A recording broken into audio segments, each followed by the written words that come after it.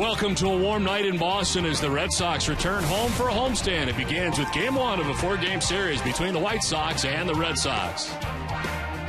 Hi again, everybody. I'm Don Orsillo, and welcome to Red Sox Baseball. Well, for Kevin Youkilis, June 24th was an incredibly emotional day. That day, Red Sox Nation was not entirely sure whether Youkilis had been traded or not, and that includes Kevin Youkilis. As he came up for his final at-bat, the fans would pay him adieu. As a member of the Red Sox, an ovation from the fans at his first at-bat resulted in a tip of the helmet. His career ended in the 7th inning with an RBI triple to right field in a game the Red Sox would end up winning 9-4.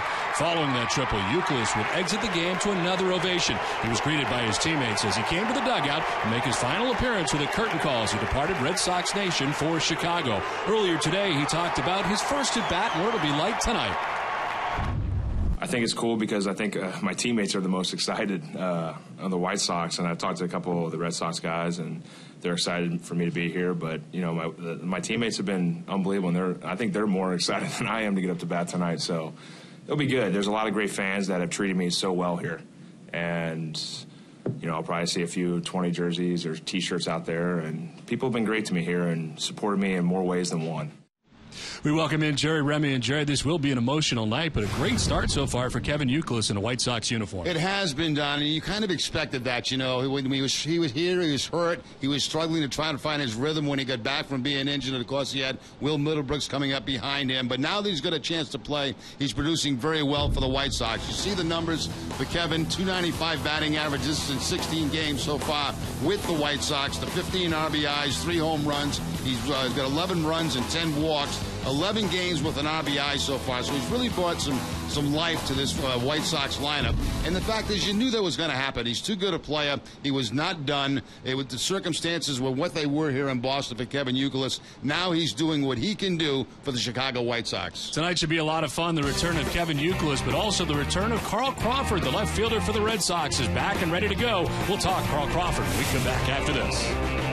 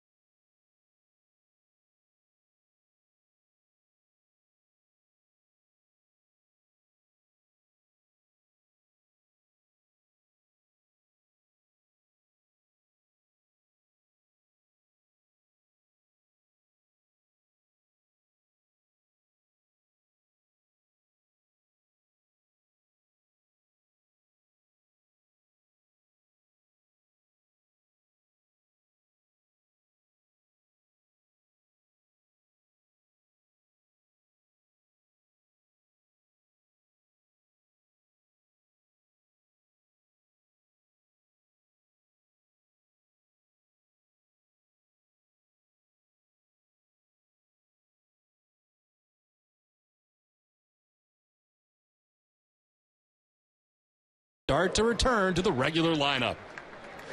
Well, it's Game 1 of a 4-game series between the Red Sox and White Sox. Welcome back inside the broadcast booth, everybody. I'm Don Orsillo. Jacoby Ellsbury did come back on Friday for the Red Sox, and now Carl Crawford returns to the Red Sox tonight and in left field. This is what Red Sox Nation expected during the offseason. This outfield they will see tonight. Carl Crawford rehabbing his way back through the minor leagues to get here as we take a look at those rehab numbers for Crawford. He returns to the Red Sox after 11 games of rehab at 3 different levels. He had 36 at-bats during the 11 games and hit .306. In 10 of the 11 games, he appeared in left field, starting 1 game in the Gulf Coast League as a DH. A .293 career hitter, Crawford returns, hitting second in the order, where he's hit over 300 in nearly 2,500 career at-bats. Well, the Red Sox play the White Sox, who are in first place in the American League Central. Should be a good series. Game 1 is coming up in a bit. Aaron Cook is on the mound tonight for the Red Sox. He's 1-0 lifetime against the White Sox, 2-2 this season with a 4.37 earned run average. We're back with the first pitch right after this.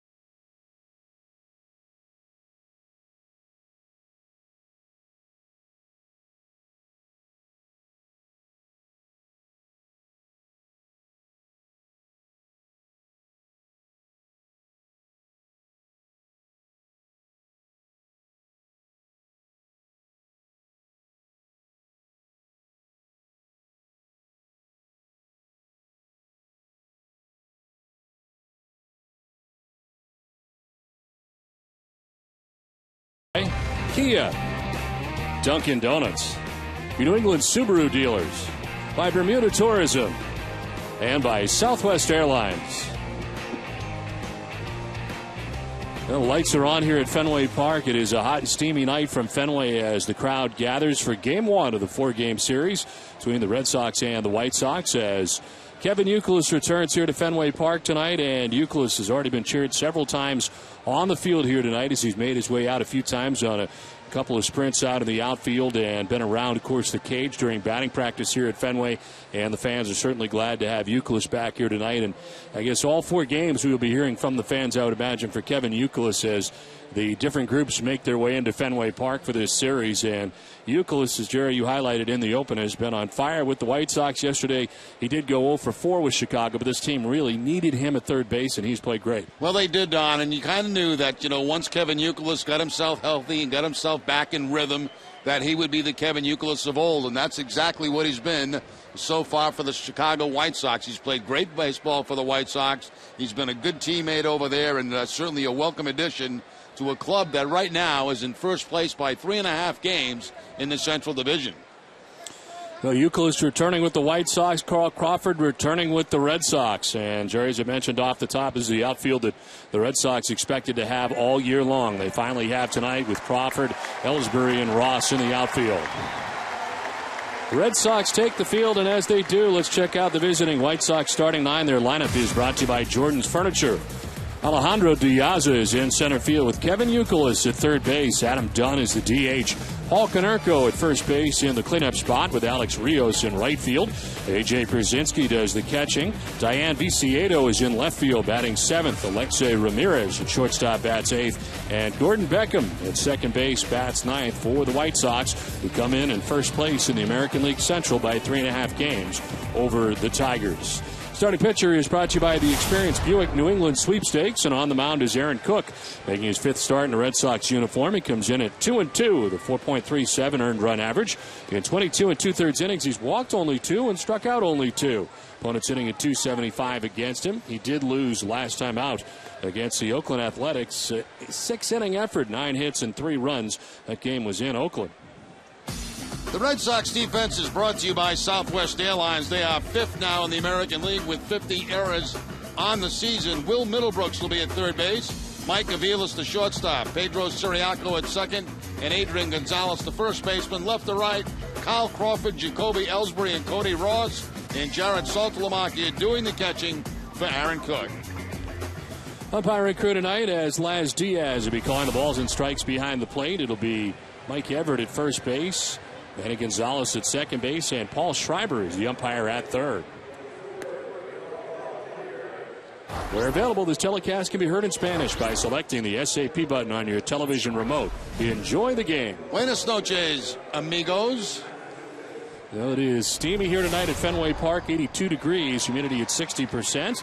Breeze in from right very slightly at 3 miles per hour. And the forecast partly cloudy right now, kind of cloud covered Fenway Park as the lights are on here and the breeze is very light as Aaron Cook gets ready for another start tonight for the Red Sox. And Jerry, if he's got that sinker ball going, could be a good night for Aaron Cook. Well, it's one of those nights, as an infield to be prepared, because if Cook is on and he has that sinker ball working, infielders should be very busy with a lot of ground ball outs. Well, here comes Alejandro Diaz, center fielder for the White Sox, to get it started. 279, 5 homers, 33 runs batted in for Diaz. Mentioned the White Sox coming in with a 49-39 record. 3.5 game lead over the Tigers in the American League Central.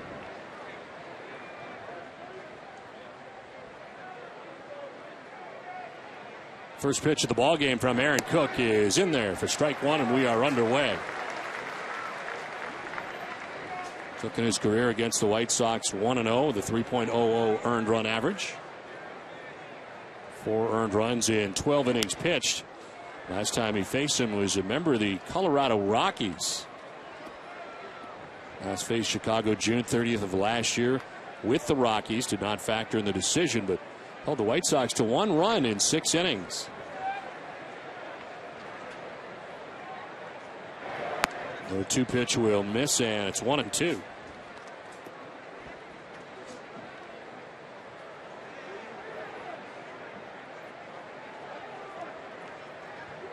Kevin Youkilis waiting on deck. The 1-2 is a one-hopper to second. Siriaco will go to first, one down. But here comes Kevin Youkilis in his return to Fenway Park. The third baseman, number 20, Kevin Youkilis.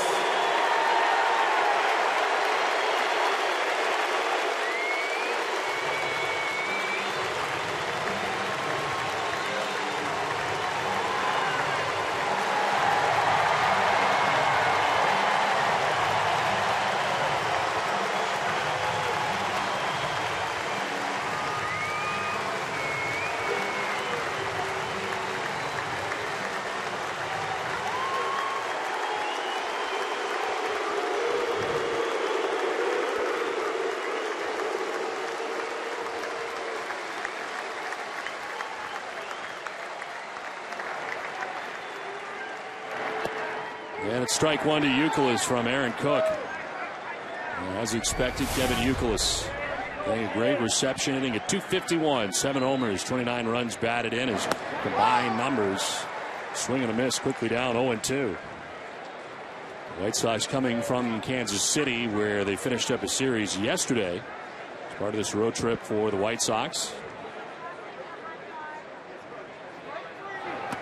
Kind of a quiet series for Youkilis. He was 1 for 12 in the series against the Royals. Still, though, hitting at .339. 3 homers and 12 RBIs. 10 walks in 10 games in July with the White Sox. The 1-2.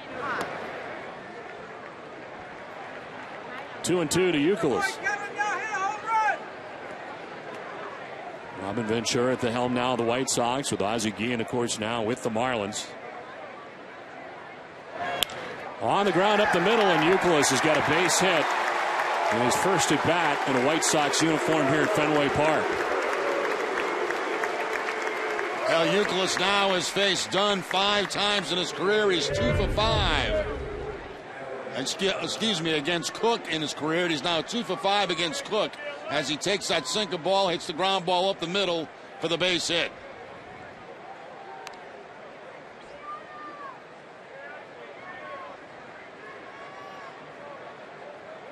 One out, one on. Adam Dunn, the batter. Dunn with 28 home runs so far this season, a .215 average, 65 runs batted in. Slugging percentage of .528 coming in. He was bounced back nicely after a very difficult first season in Chicago as he takes ball one. Yeah, he has really turned it around for the Chicago White Sox, a guy that had big-time problems last year, coming to the American League, learning a new league, learning to be a DH. He has turned it around this season. First in home runs coming into tonight's action, and a chopper to first that is a foul ball. So a foul ball here, and Dunn will come back, and Youkilis will have to return to first. White Sox had very big expectations after Dunn came to Chicago, and last year held to just 11 home runs and 415 at bats, and he hit just 159. It's after some amazing numbers, mainly in Cincinnati, where in 4 consecutive years he hit 40 or more home runs.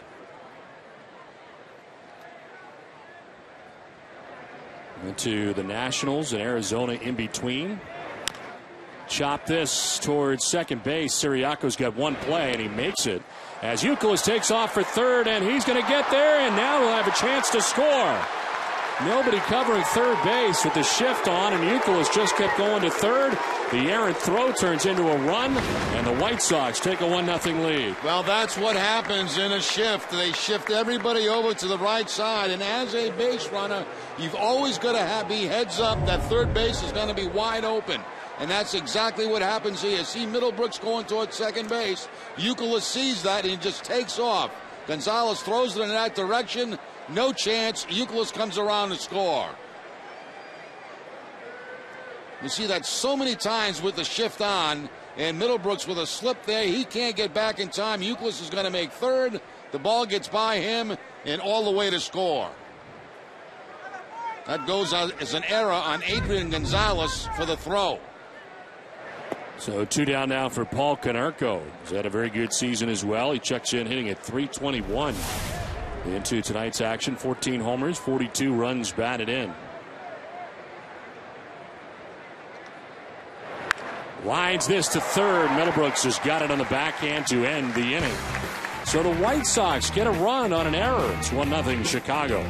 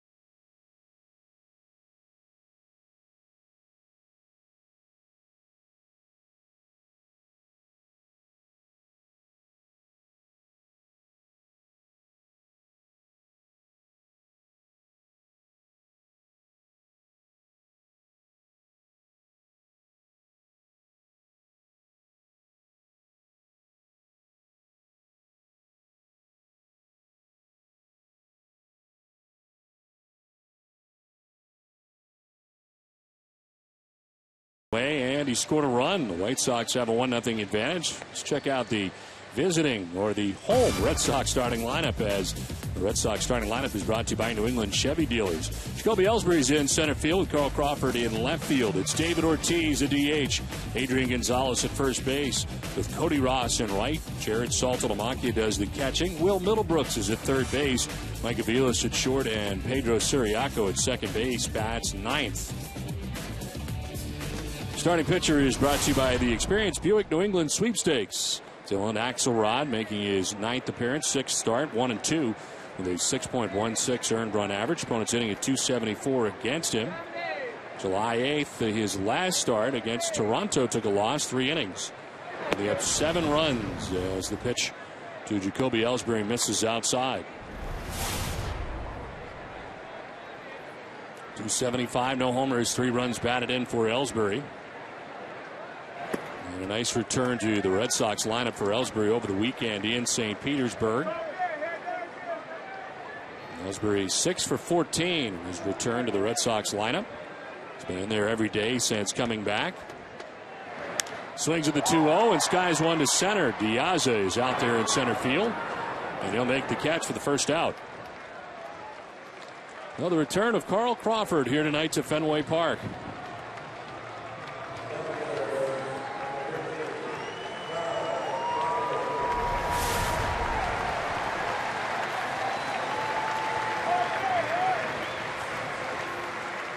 .306, no homers, 2 runs batted in, 11 rehab games in the minors. Carl's first at bat in the majors of 2012. And it's in there for strike one. Jerry, we thought we may have to wait a few weeks at the beginning of the season for Carl Crawford to join the Red Sox.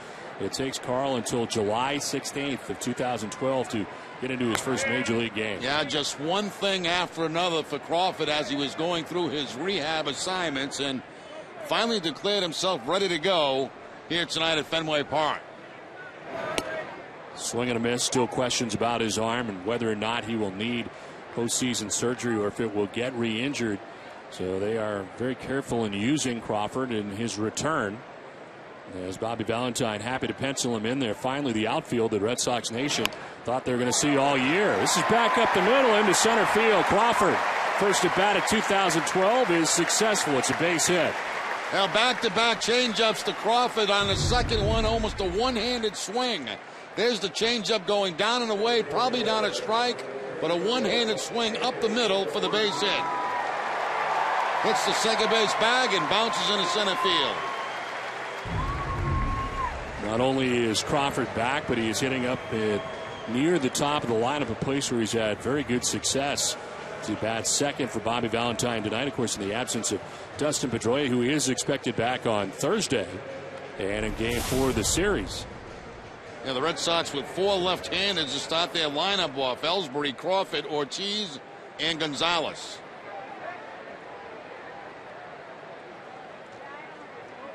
Infield double play depth, 1 out as Ortiz stands in and takes strike 1. How big a deal of it is it to have 4 straight lefties in a row? I think it does make a difference, especially late in the ball game when you get those specialists coming in from the left side of the plate. You got 4 of them in a row, and none of these guys really you're going to pinch hit for. Well, certainly the additions of Ellsbury and Crawford, now you have a chance to run a lot more as this one is fouled off into the seats. That is an area the Red Sox really have been without when you lose Ellsbury and Crawford, that great speed that the two can combine for. Yeah, the Red Sox only 12th in the league this year in stolen bases. That'll change if these guys can stay healthy as Crawford gains his lead.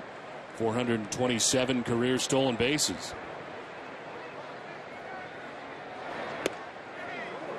It seems like all of them were against the Red Sox when he was with Tampa Bay. He had a bundle of them against Boston. There's no question about that.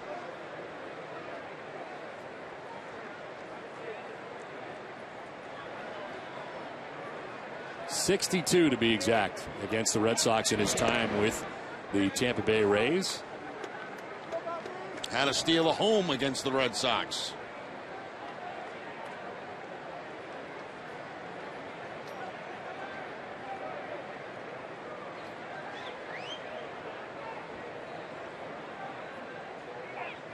For the first again, Crawford back to the bag. He's got 5 seasons with 50 plus, 60 in 09 with the Rays.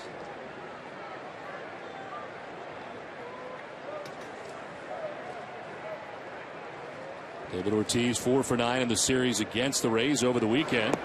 As David takes ball 2 and the count evens at 2-2. Fastball, slider, changeup, curveball from Axelrod. That last pitch to slide at Ortiz.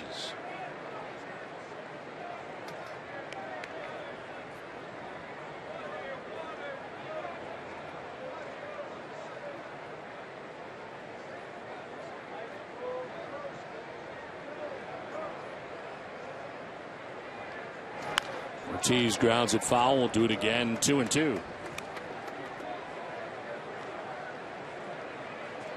And David with a 10-gamer coming in, hitting at .438 during this stretch. As he faces Dylan Axelrod, 26-year-old from Santa Barbara, California.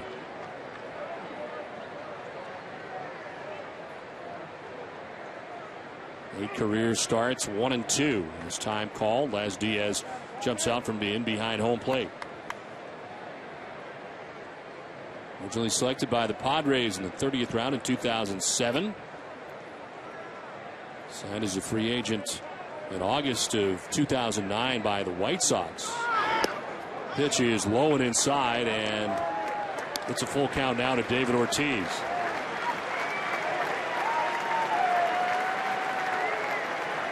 We'll see if Crawford gets a start at first base here with a full count. Now I'm quite sure he'll be going on the 3-2 count to Ortiz.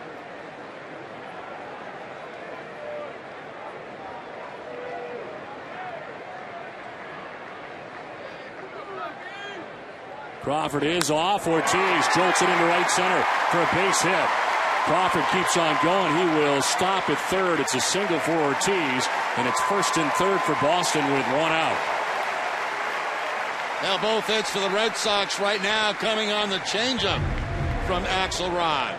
Actually, that was a slider that time. You see the spin on it, the dot of the slider, and Ortiz with the line drive into center field. No problem heading to third base for Kyle Crawford. Now an 11-game hitting streak for David. It's a season high for Ortiz, 454 during this stretch. And aboard at first base, first and third, one out. Adrian Gonzalez coming up. Adrian at 286, 6 homers and 46 runs batted in. Back problem has improved as he played yesterday and back in there again tonight for game 1 of this series. Now as he takes strike one. Gonzalez 2 for 4 in the series against Tampa Bay. Crawford at third base, Ortiz at first base, one out.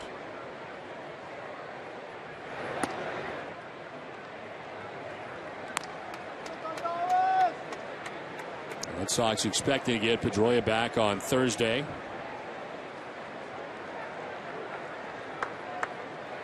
That will complete what they anticipated the starting lineup would be here for the bulk of the year. The 1-1 pitch is in there for a strike. Still waiting on Andrew Bailey, the offseason trade for the Red Sox, to be part of this Red Sox team. But things are starting to come together. And the team has stayed afloat in the meantime, waiting for a lot of these injured players to come back.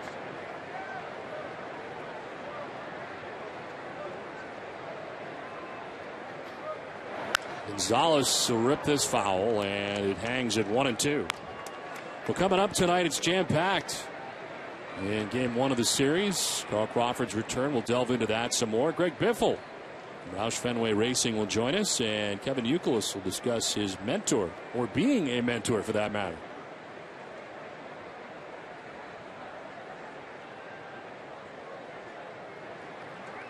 One ball, 2 strikes to Adrian Gonzalez. First and third, one out.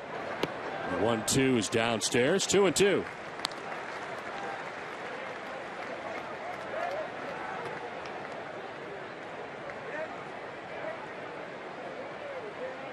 Don Cooper, the pitching coach here for the White Sox. Chicago with a 3.93 earned run average as a team. This kicks off Brzezinski, but not far enough for Crawford to try it. Ortiz thought about it, but he gets back to the bag at first. Now he's taking his lead at first base, and Brzezinski's going actually in the same direction as Ortiz. And when Ortiz sees that, he feels like he should hold up, and maybe that's the best thing for him to do. That would not have been a very long throw at all for Brzezinski to go to second base.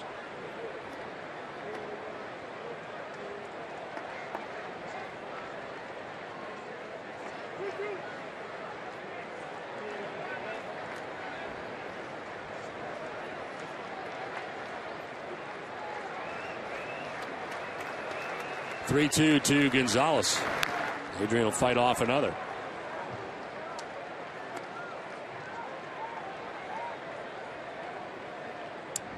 On deck for the Red Sox, Cody Ross, batting out of the number 5 spot in tonight's new look Red Sox lineup.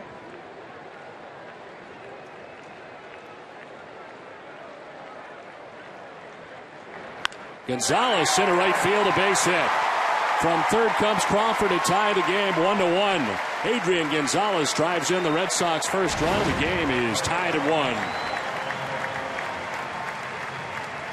Gonzalez jumps all over a hanging slider that time from Axelrod. You got to see the location of this pitch. It's going to stay up in the zone, and Gonzalez gets his hands on top of it, puts it in line in the right field for the base hit. Picks up his 47th RBI of the season.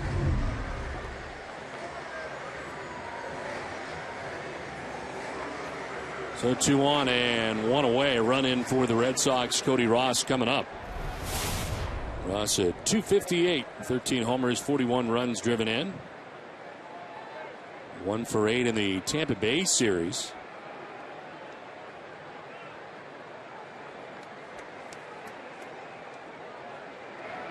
He takes strike 1 on the breaking ball.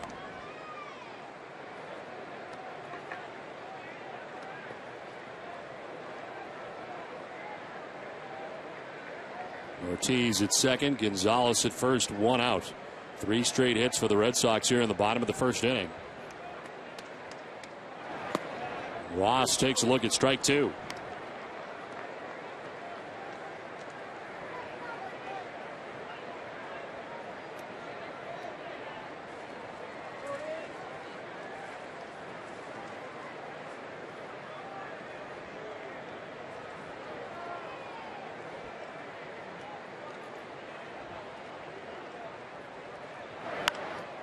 Bloop down the right field line, foul, and by the tarp area.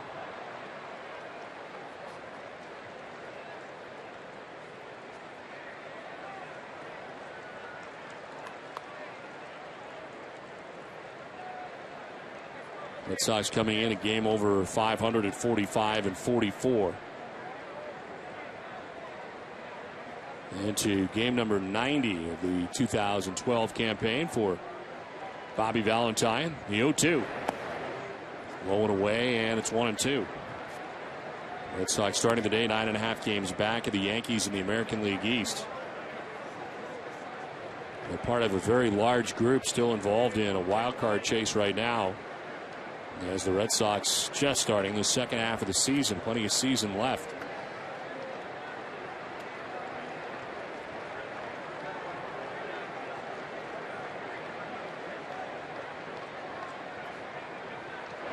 Swing and a miss. Ross down on strikes. First strikeout for Axelrod. 2 down. Once again, the slider here from Axelrod. It does stay up in the zone, but no contact that time by Cody Ross.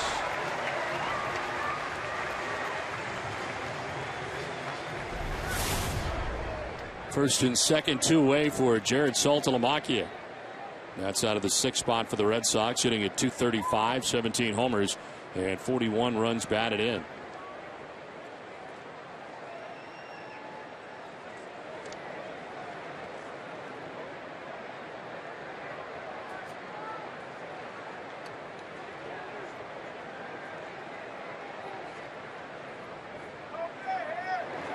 Saltalamacchia with a career high 17 home runs. It is 17th against New York here at Fenway Park. Right before the break, his previous high had been 16, which hit last year with the Red Sox. Fourth Red Sox catcher did 15 or more homers in back-to-back years. Carlton Fisk, Rich Gedman, and Jason Varitek are the others. This one fouled off, and it's a ball and a strike now to Saltalamacchia.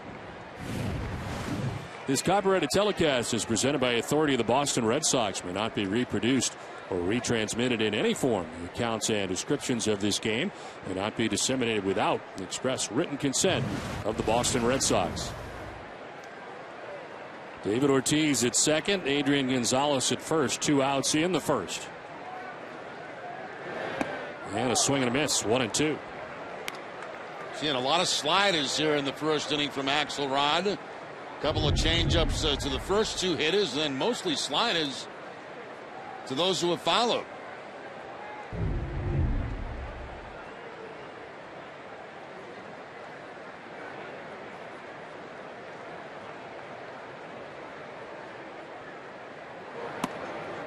That's in tight, and it's 2-2. Saltalamacchia was 0 for 4 in yesterday's final game of the series against the Rays, and 1 for 8 in the series in its entirety. Series in which the Red Sox took 2 out of 3 from the Rays in St. Pete. Ball 3, full count.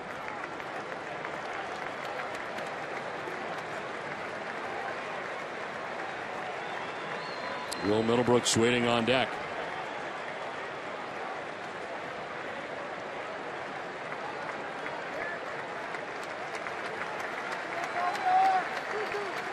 Ortiz at second, Gonzalez at first, 2 outs. They will be in motion on the 3-2 pitch. Swing and a miss. Saltalamacchia strikes out and the inning ends. But the Red Sox tie the game 1 aside.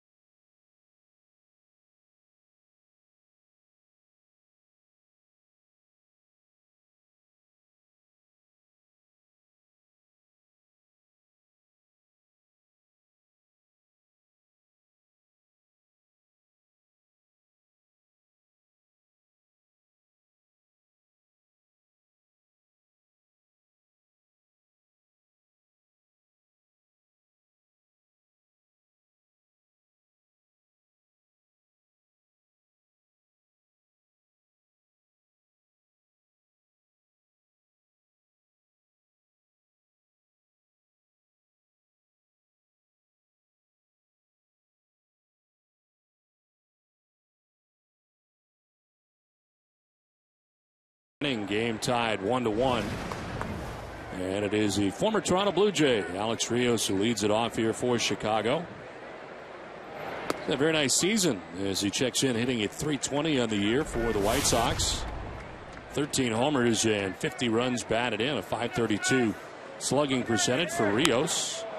This is the center. Ellsbury will track it as he heads back and makes the running catch. Pitch up from Aaron Cook, and it is caught in center by Ellsbury.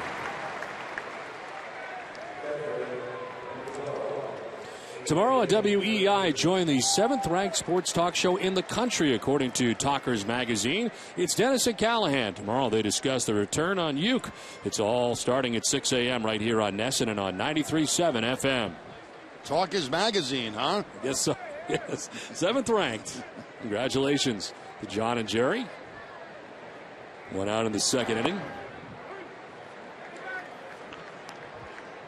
A.J. Pierzynski hitting at .292, and it's part of our key matchup brought to you by your New England Acura dealers.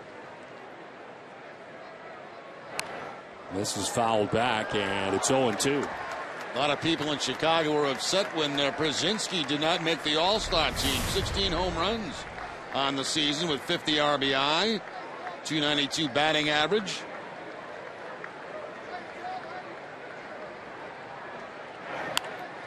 Softly lined into right, and that'll get in for a base hit for Pierzynski. So a one-out single as we check in with Jenny Dell. Don, among all the injuries and frustrations, Carl Crawford is back in the lineup tonight. And although he feels he has something to prove to himself, the left fielder said he's not going to let the pressure get to him. This year I said I want to try not to put as much pressure on myself like I did last year. So I'm just going to try to relax a little bit more and understand what I need to do and understand what my game is and how I can help the team out and, stick to that. Bobby Valentine said he had a nice talk with Crawford this afternoon and that he's really raring to go. Jerry, he went on to say that he's actually never seen Crawford play in a Red Sox uniform, and to see him in the mix is going to be really fun and exciting. Well, I'm certain that Valentine is happy to have Crawford back in the lineup. Of course, he got great contributions from Daniel Nava while he was in there. It's back to the mound. Cook is thinking too. He throws it high. They get nobody at second and nobody at first. So because Cook could not get that throw down, neither out is recorded for the Red Sox. Error charge to the pitcher, Aaron Cook. Yeah, Cook bouncing off to the third base side and makes that high throw to second base. Suriaco has to leave his feet and the bag. And once he does that, he cannot make contact with the second base bag, and the throw to first base is going to be too late. So some strange things happening defensively to the Red Sox early in this ball game tonight. Already their second miscue of the night, one in each of the first two innings.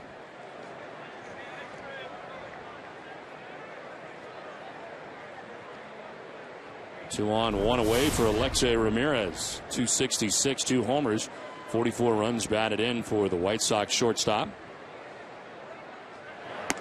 Ramirez takes ball one away. He's been hot. He's on a 9-game hitting streak. There are the numbers during the 9-gamer for Ramirez. Gets into a conversation with Laz Diaz.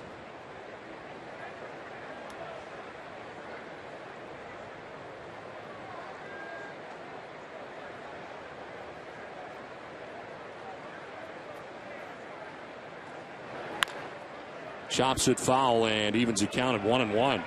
Nice backhanded play down that third baseline.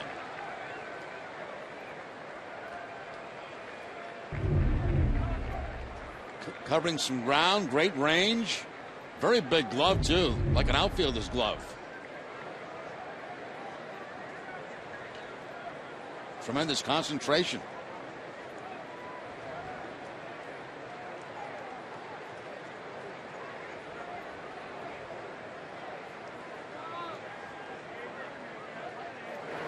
One is line foul the other way this time. And it's a ball and 2 strikes. Covidien, a global healthcare products company, is a proud sponsor of the Red Sox Foundation, helping to address health needs in our communities. Fly out to center for Rios, single for Pierzynski. An error committed by Aaron Cook that allows runners at first and second now with 1 out.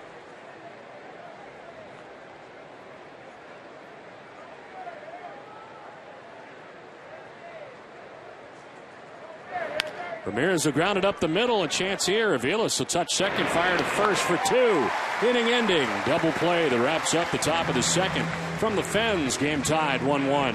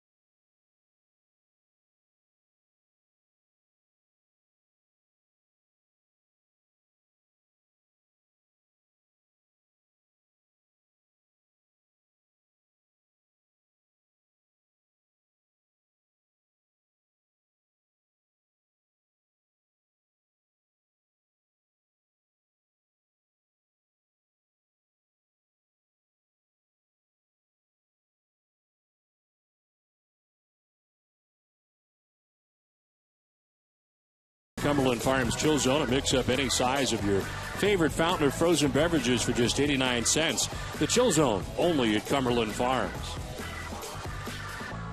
Well, it's a warm one tonight at Fenway Park as we head into the bottom of the second inning. Game tied 1-1. Will Middlebrooks leading it off. Mike Aviles and Pedro Siriaco to face Dylan Axelrod, who gave up 3 hits and a run in the first inning, an inning that took 33 pitches. As he misses for ball 1. Trey, what do you think it is like to be on the other side of all this Youkilis love here handed out to Kevin Youkilis in his return, knowing that you're the guy, Will Middlebrooks, who now has his job? Yeah, it's strange. You know, it's got to be a strange feeling for Middlebrooks, but, you know, he's proven that he's a big league player. You see the numbers that he's had so far, so it's not a question of him. You know, I think that he learned a lot from Youkilis. I think Youkilis was very good with Middlebrooks while he was here, and sometimes that's not always the case. But if he keeps putting up numbers like he's putting up, I mean, there's going to be no problem for Will Middlebrooks, that's for sure. And, you know, you got to tip your cap to Youkilis, too, for kind of taking him under his wing a little bit and helping him as much as possible. That doesn't always happen between guys who are going to lose their job. Jenny Dell will have more on that later as Middlebrooks takes strike 3, and all of a sudden Axelrod has 3 strikeouts in a row. First one coming on a fastball, the other 2 sliders. This time the fastball low and away. Pretty nasty pitch right there to Middlebrooks. 1 out in the second inning for Mike Aviles. 266, 10 homers, 46 runs driven in for Aviles.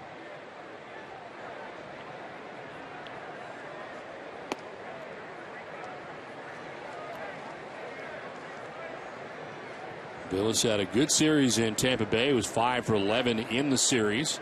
Included a home run. This is grounded back. Nicely picked by Axelrod. He'll fire to first for the second out of the second inning. So comebacker, and he handles it. 2 down.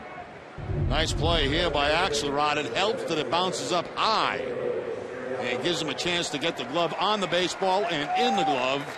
And then record the out at first base. Those ones that are down around the knees and ankles, those are the tough ones for pitchers. Of course, they're all pretty tough. They get back there quick. But it helps when they're high.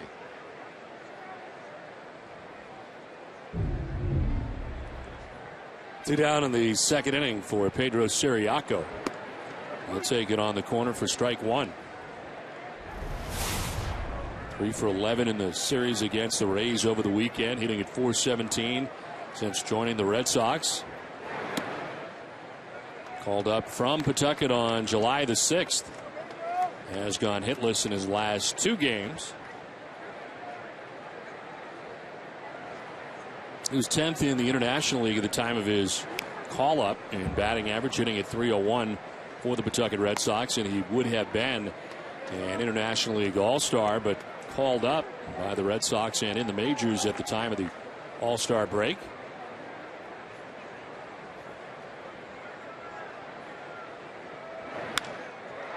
Line down the right field line. It's a fair ball.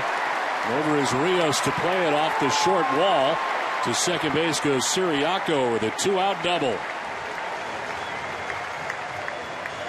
Now Siriaco only 3 for his last 11, but a nice line shot. Fastball away. That's where they wanted that pitch, and Siriaco takes it to the opposite field. Did not try to pull it. Puts it right down the right field line. Pretty good play here by Rios on a tough part of the ballpark, holding Siriaco to the double.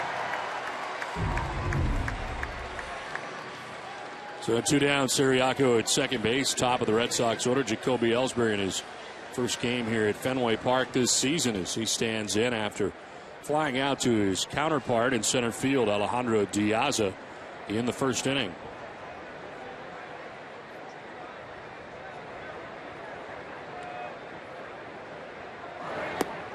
There is strike one.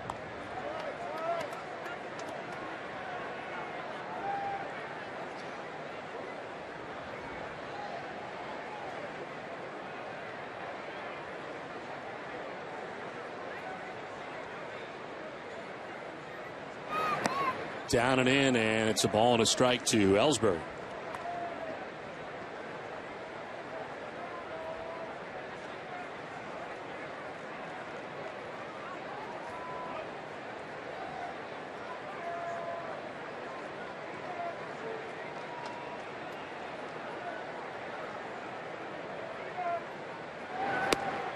Surrounds the plate but misses outside. 2-1.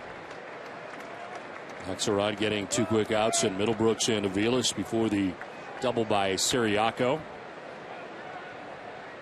It's already at 47 pitches through an inning and 2/3.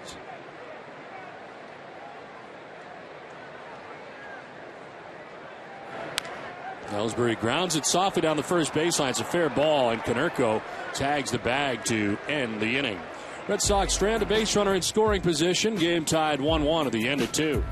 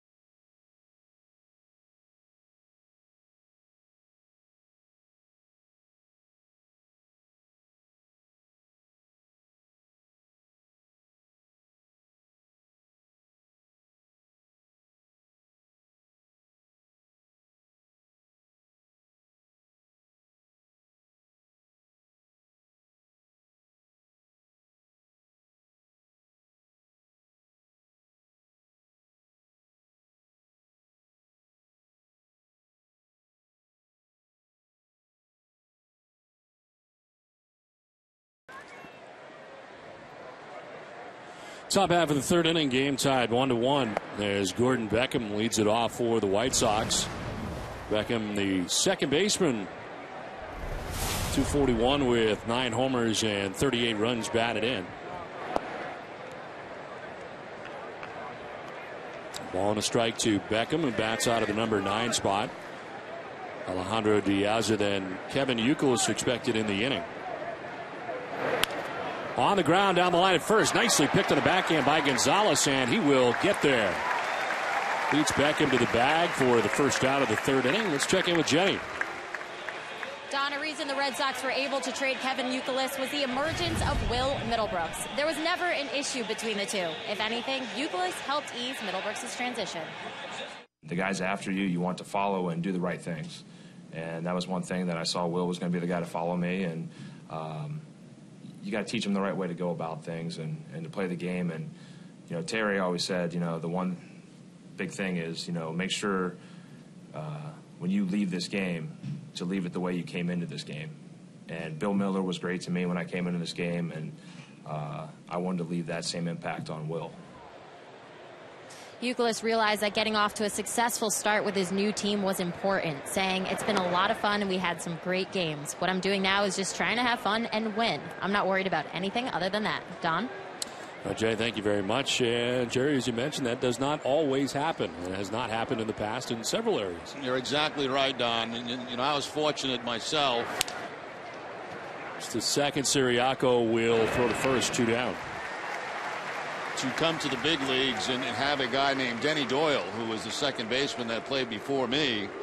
And I got the start of the season at second base. He was on the trade block. It ended up great for him. He came to the Red Sox, and the Red Sox went to the World Series in 1975. So, but he couldn't have been a nicer guy in spring training, helping me as much as he possibly could, knowing that he was probably going to be moving on. And thank goodness he got to a team, you know, that was a good team, and got to go to the World Series. Fairly ironic that you would follow him a few years later here to Boston again. Exactly. Pitches in there for a strike to Youkilis, his second at bat of the night. He singled in the first inning.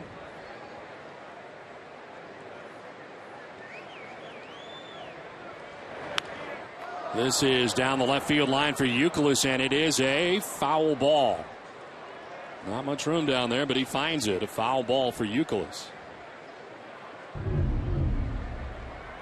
Fan reaching out with the glove, I don't believe made contact with it, and it does land in foul territory. Youkilis quickly down, no balls and 2 strikes. Now, Jerry, I think an example of that is what Jason Varitek provided. Jared Saltalamacchia here, certainly a guy who, for all intents and purposes, was taking his job, but he couldn't have been more courteous and helpful in the adjustment to Salty taking over. You're exactly right, and you know, I think that's become a big part of the game now, and I think players are much better at that than they were in the past.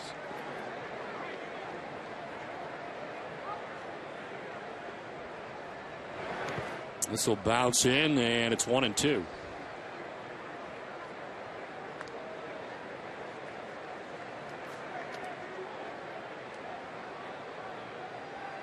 Youkilis is single, in case you missed it, in his first at bat back here with the White Sox at Fenway Park. A single to center field. Swings at the 1-2 and fouls it off. Hitting the road, take the Red Sox with you this season. Subscribe to MLB.tv today. See every Red Sox out-of-market game live online and on your favorite devices in HD quality. Visit RedSox.com to order. Get more details. MLB.tv. Baseball everywhere. Youkilis will foul off another.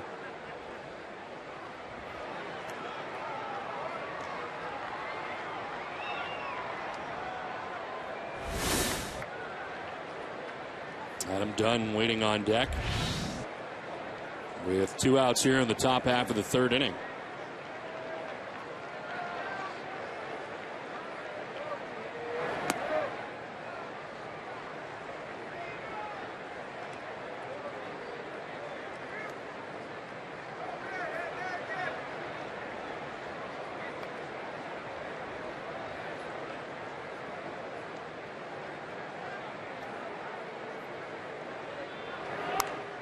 Fights off another foul, and it hangs at 2-2 to Youkilis.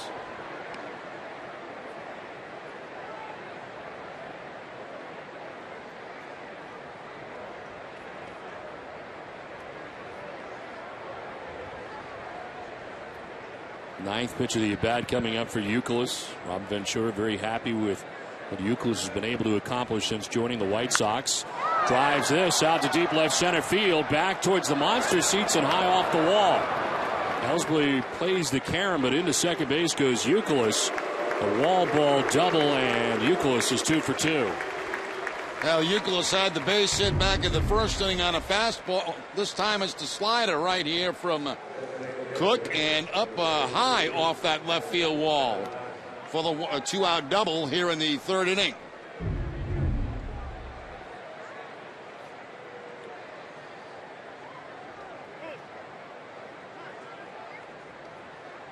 So Youkilis at second base with 2 down. Adam Dunn, the batter, he grounded out to second baseman Pedro Siriaco in the first inning. He's 0 for 1. Red Sox into the shift. As was on that play that Youkilis would take third, and then the plate on the errant throw by Adrian Gonzalez, and provided the White Sox with their lone run of the game. Yeah, of course, this time with the man at second base, Middlebrooks not as far over towards shortstop as he would be if there was nobody on base or just a man on first. Grounder foul evens the count at 1-1.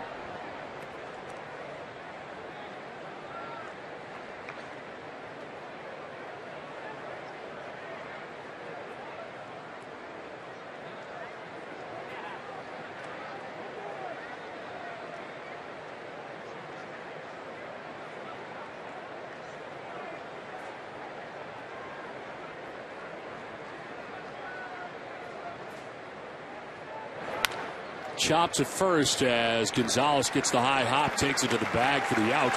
It ends the top of the third inning. We have played 2.5 from Fenway. Game tied 1-1.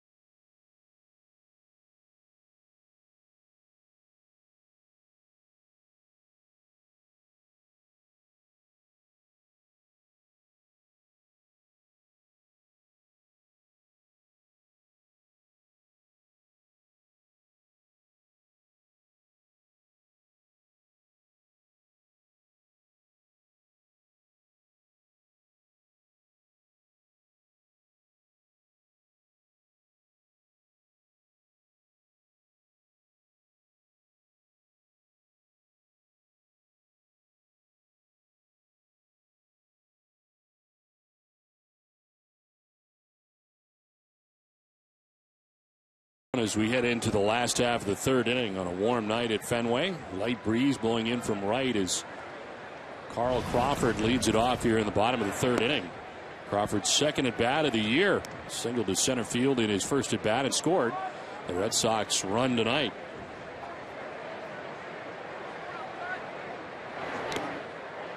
Carl talking before the game today about the amount of pressure he felt last year, and Jerry just didn't start well, and it seemed like he was definitely pressing as the year went on last year and kind of snowballed on him.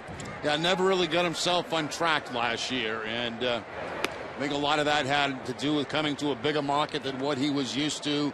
Did not get off to a good start, and when that happens sometimes to players, it snowballs, and it just seems to go in the opposite direction. You're trying so hard, It just doesn't work for you.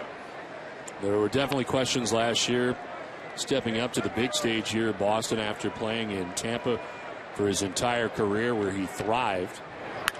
This is lined to right, but right at Rios. He'll make the catch in his position perfectly as it worked out. One down in the inning. Red Sox baseball on NESN is brought to you in part by Eastern Bank, the official bank of the Red Sox television network. Tradition, history, and a commitment to everyone on our team. These are just a few of the things Eastern Bank is made of. Find out more at easternbank.com. One out in the third inning for David Ortiz. Single to center field in the first inning.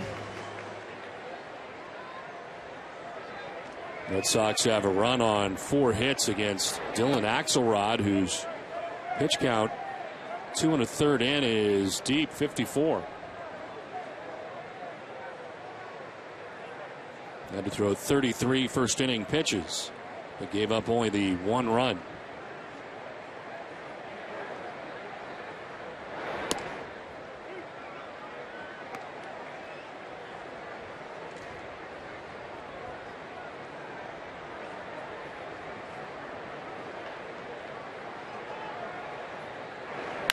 On the ground, right side to Gordon Beckham.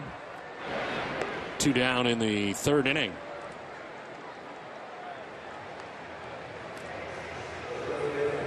So Big Papi 1 for 2 today. For over 100 years, Gulf Oil and the Boston Red Sox have been proud to be a part of American history. Moving forward, Gulf is thrilled to serve as the official electricity supplier to Fenway Park as it celebrates its 100th birthday. From one legend to another, congratulations.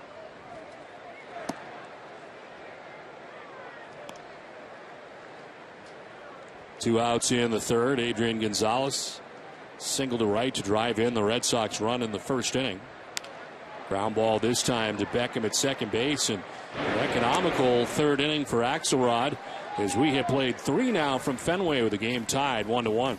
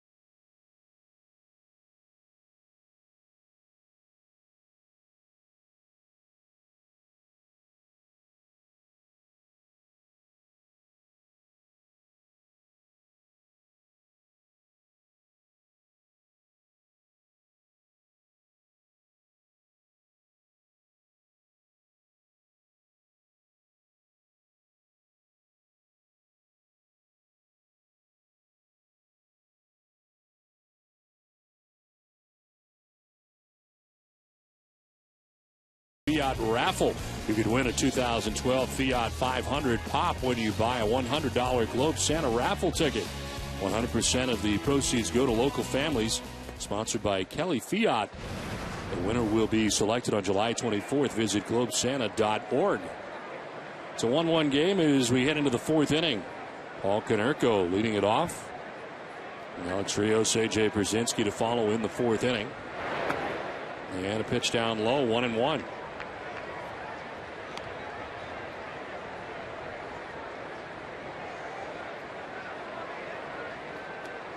Aaron Cook has allowed 3 hits and a run. He's been charged with an error.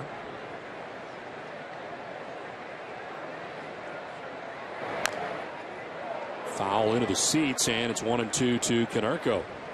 I don't know about you, Don, but I'm happy to be out of the noise factory down in Tampa. My goodness. I mean, I love going to Tampa, but that is the loudest building. This weekend you took exception to the 3 days of noise. I mean, it really hit me this weekend. Yeah. Between innings is just incredible. It starts right at the first pitch and never ends. 1-2 pitch, chopped high out towards short. Aviles on the run and in time for the first out of the 4th inning. Let's send it down to Jenny. Don, John Lester partnered up with the Pediatric Cancer Research Foundation to create Never Quit, and it's Never Quit night here at Fenway Park. Lester tells us about the Never Quit baseball, which is a symbol of hope for kids who are diagnosed with cancer. I know one of the things from my treatment that I still have is a ball that all the nurses and doctors signed for me in Seattle, and you know, it was really special to get on that last day of treatment, knowing that you were done, and you know, it was just a cool little token for me to take. So that's kind of where it came from. It's just something to give kids that they can put next to their bed or have with them in the hospital or wherever they're at to give them some hope and keep fighting. Fans at home can also get the Never Quit ball or send one to a cancer patient at www.facebook.com/NRVQT. Also, to donate $10 to Never Quit, please text the letters PCRF NVRQT to 85944. That's 85944. Don. All right, Jenny, thank you very much. I have a Never Quit bracelet on tonight that John was giving out to all the players in the clubhouse this afternoon. John Lester has done great work and continues to do so after battling his own cancer issues, and has been terrific, especially with kids. And there it is. And there's the white band that he was giving out this afternoon to all the players, and graciously gave me one to wear tonight for the ball game. This is on the ground, foul. And again, you can get one of those balls that we mentioned is what they look like.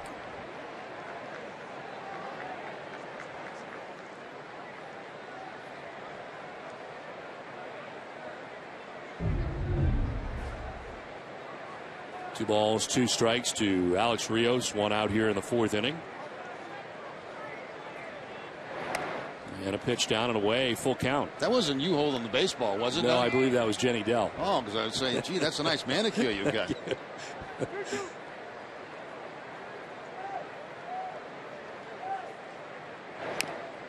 This one tap foul, still 3-2. The White Sox kind of been waiting for Rios to return to the player that he was at times in Toronto, and this year he has been for them, hitting at .320 coming into tonight's action.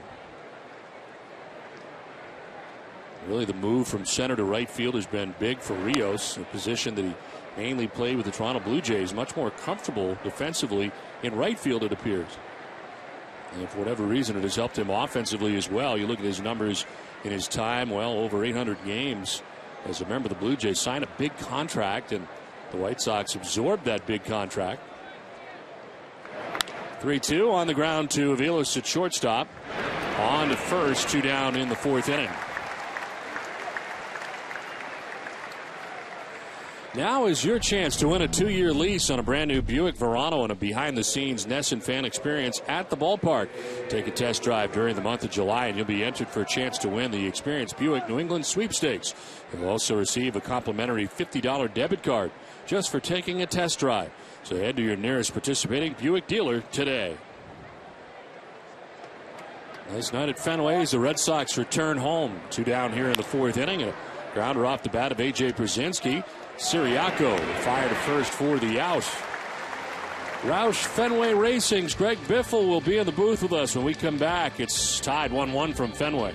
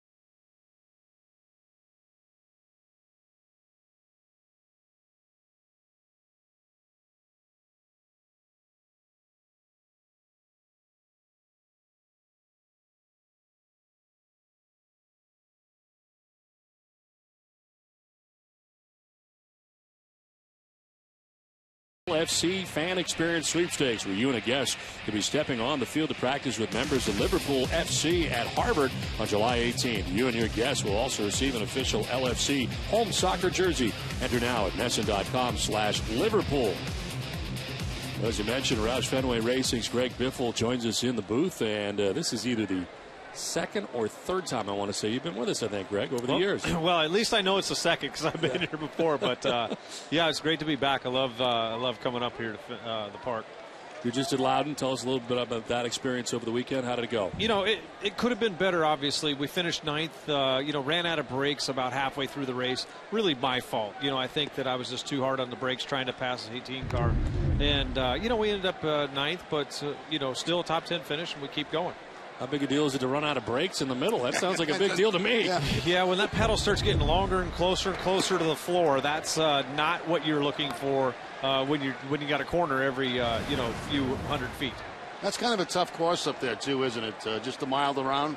Yeah, it's a 1 mile track, so kind of narrow, long straightaway. So it takes a fair amount of brake, and the thing is, we try and use the lightest brake we can, because we're trying to get that edge, and we just ran out of brakes, plain and simply. Well, a swing and a miss here and a strikeout for Cody Ross to begin the inning. One down here in the fourth. That's 4 strikeouts now for Axelrod. How's the season gone for you so far? The season's gone really good so far. We're pretty happy where we're at with our race team. We led the points for 11 weeks in a row toward the beginning of the season. Now we're third in points. Looks like we're well into the chase. So we just need to keep this up for another 8 or 9 weeks. You were telling us between breaks that you got a week off this weekend, then you go to Indianapolis, and you right through to Thanksgiving? Right through to Thanksgiving. My next weekend off is, cooking that turkey on Thursday. So, yeah, it's a long stretch for us, and it seems like the season gets longer and longer. Obviously, it doesn't, but this end stretch is a long ways. Talk to us a little bit about in between the week. What goes on during the week as you're getting ready for a Western weekend? Well, normal week for us, Monday we have production meeting 11:30. All the drivers, crew chiefs, engineers get together, figure out what we did right and wrong for that particular weekend. And then we, shift into, I usually go to the shop sometimes on Tuesdays, and then Wednesdays I have about a day off, and then Thursday we're traveling, to the next event. So not home very much during the season. Wow. Not home a lot. Yeah. We come home Sunday night after the race, and then we're back on the road on Thursday. Batting here with 1 out is Jared Saltalamacchia. We're visiting with Greg Biffle. Do you have a favorite racetrack, you would say, across country? Probably my favorite is Michigan. I love that place. 2 mile track, big, wide open place. And, we can race 2 and 3 wide in the corners. And it's just a fun racetrack. I've always enjoyed that track. I have a lot of success there. Is there one you hate? Yeah, probably the one you do the worst at, right? Martinsville, little small, slow. It's like racing in the parking lot. We get up to maybe 120 miles an hour or 30. And Don does that all the time on a regular basis. But compared to what we normally do, it's just small, short. There's a curb on the inside. It's just, I like the faster, mile and up, like Loudon and places like that. We were talking about this the other night in the rental car coming back. A guy like you driving on a regular highway. Yeah. I mean, do you just have the need at times just to throw it into another gear and just take off? I mean, how do you drive normally when it's 65 miles an hour? Well, normally I don't, drive very fast on the highway because everybody else around you got to take into consideration, they're not paying attention. They're not pros. They're adjusting the radio. They're doing something else. So I'm morally just efficient at how I drive. I know when I'm, coming to an intersection, what I'm doing. I'm looking for traffic. There's strikeout number 5 for Axelrod. Well, we had you throwing out the first pitch tonight, and you actually threw a pretty good curveball into home plate. Yeah, that wasn't on purpose, but it ended up being a curveball. I just made it to the home plate. That's what I'm happy about. I was a little nervous. Daniel Navar doing the catching. And there's the little break at the end. Nice. That was more like a cut fastball. I think. I don't know what that was, but anyway, it made it, didn't hit the dirt, and I was pretty happy. 2 down in the inning as Middlebrooks fouls it off, backing out of play. Last time I was here, we took one in the inside next door. Booth. Yeah. So I was waiting for that to happen again. That was looking like it was close. Middlebrooks struck out his first time up in the second inning. And a swing and a miss down 0-2. Are there teams that you just don't get along with? You know, I think there's drivers that, you know, are difficult on the racetrack all the time, and they don't have to be. Yeah. You know, there's some of those. I experienced that a little bit this weekend. You know, the 18 car ran behind him forever, just couldn't get wouldn't let me on the inside. Greg Biffle, great to see you. Thanks for joining us. Thank you, guys. All right. Thanks for having me. Red Sox and White Sox tied 1-1.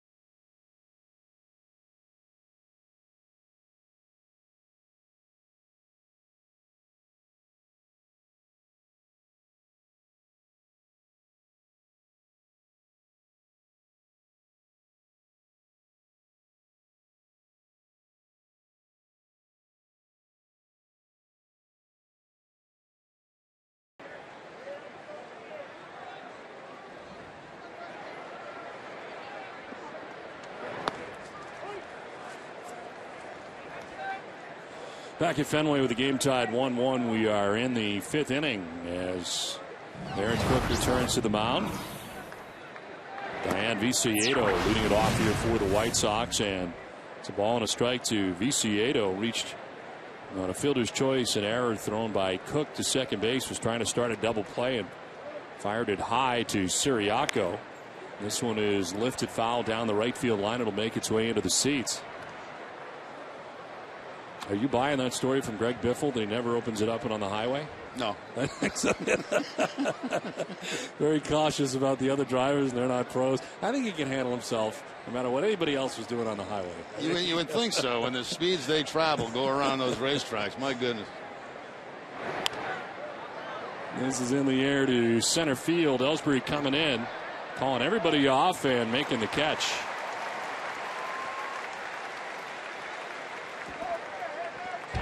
Red Sox baseball on NESN is brought to you in part by Eastern Bank, listening, guiding, and being there for kids in need. That's what Eastern Bank and Adrian and Betsy Gonzalez are made of, which is why we've teamed up to support youth mentoring programs throughout Massachusetts. To find out more, go to easternbank.com/Adrian.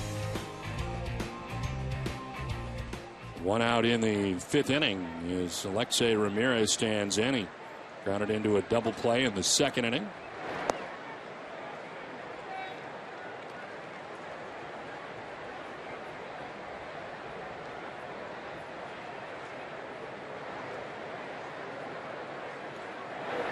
He wasn't as alarmed as we were that he's lost his brakes halfway through the race. How about traveling at those speeds with all those cars around you and you don't have any brakes? You realize you're in trouble brake-wise. You got to stop somehow, don't you? At some point during the race, you need to stop. Yeah, and slow down a little bit.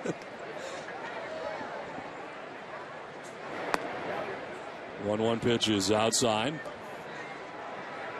It's amazing the amount of trouble those cars get in and they're able to fix within a short period of time and get back in the race. This is grounded foul beyond the White Sox dugout. Well, you actually did it with Carl Edwards a few years back. Real close to the wall. Yeah, I got a ride with Carl Edwards up at Loudon. That was a lot of fun, I must admit. I like speed, and I had plenty of it that day. Had to be a fair amount of comfort knowing that you weren't going to crash. Yeah, the guy you were with knew what he was doing. He was testing me too. He took me so close to that wall, you know, and then when we got finished. And this is the short to high hop for Aviles. Throw is good, and there are 2 outs in the inning. When we got finished, he said, you want to do a few donuts now? And I said, yeah, I'd love to, you know, but he didn't want to really do it because he didn't want to upset the infield, you know, at Loudon before the race. So. Well, speaking of donuts, you can win a free pair of Red Sox tickets on Wednesdays by being spotted enjoying a Dunkin' Donuts iced coffee at participating locations. Oh, you're good. DunkinDonuts.com/caught cold to learn more. No purchase necessary. Open to legal residents of Mass or New Hampshire, 18 or older. Full set of official rules. Visit DunkinDonuts.com. You just jump right in there, huh? Yeah, they were going to cancel the promo. They said, forget it. Yeah. Then you started talking about donuts, and then I said, wait a minute. Gordon Beckham takes ball 1 from Aaron Cook.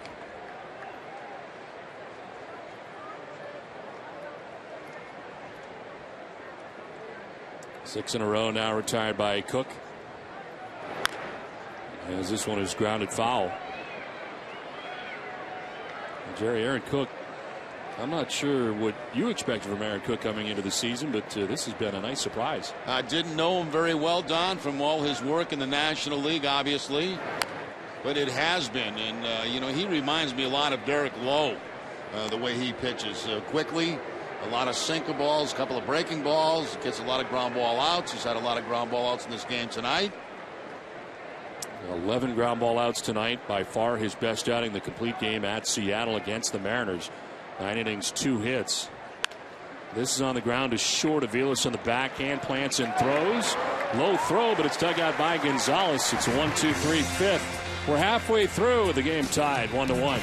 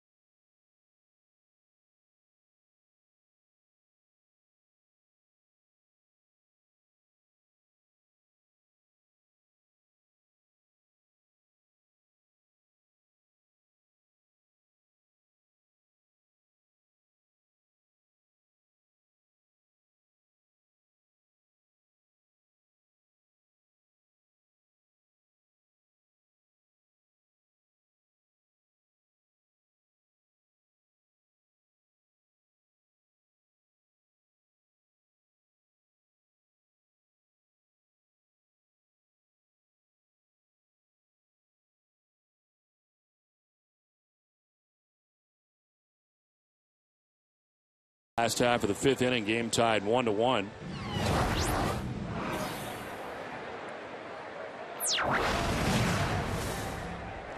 Mike Aviles leading it off for the Red Sox here in the 5th. As he takes strike 1, Aviles grounded back to the mound in the 2nd inning. We'll see Pedro Siriaco and Jacoby Ellsbury expected. Aviles went around, putting to Laz Diaz.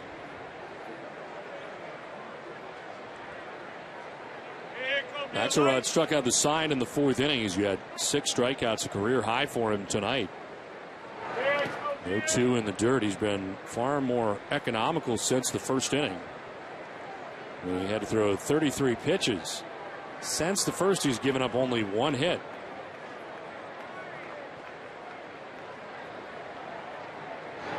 One-two is lined to left. Viciedo came in and then had to go back, but he makes the catch and recovers to make the grab. Well, that line drive just kept rising off the bat of Mike Aviles, and Viciedo ended up making a pretty good play on it. You're going to see him come in a step, a two, and then go back to make the catch on the line drive. I think that surprised him. Surprised me how it took off.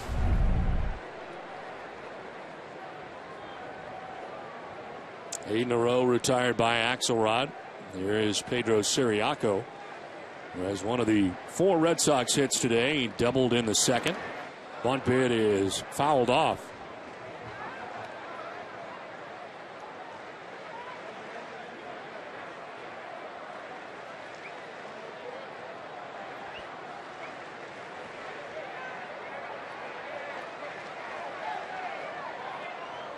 Red Sox got 3 hits in a row in the first inning. Crawford is single, Ortiz is single, Gonzalez is single, and then Siriaco's double in the second. Lines one to left, in comes Viciedo, and this will drop in front of him for a base hit. Pedro Siriaco is 2 for 2 from the number 9 spot. Going the opposite way back in the second inning for a double, this time pulling the ball. A slider again. A lot of sliders tonight from Axelrod. And that time, Siriaco on the line in front of Viciedo.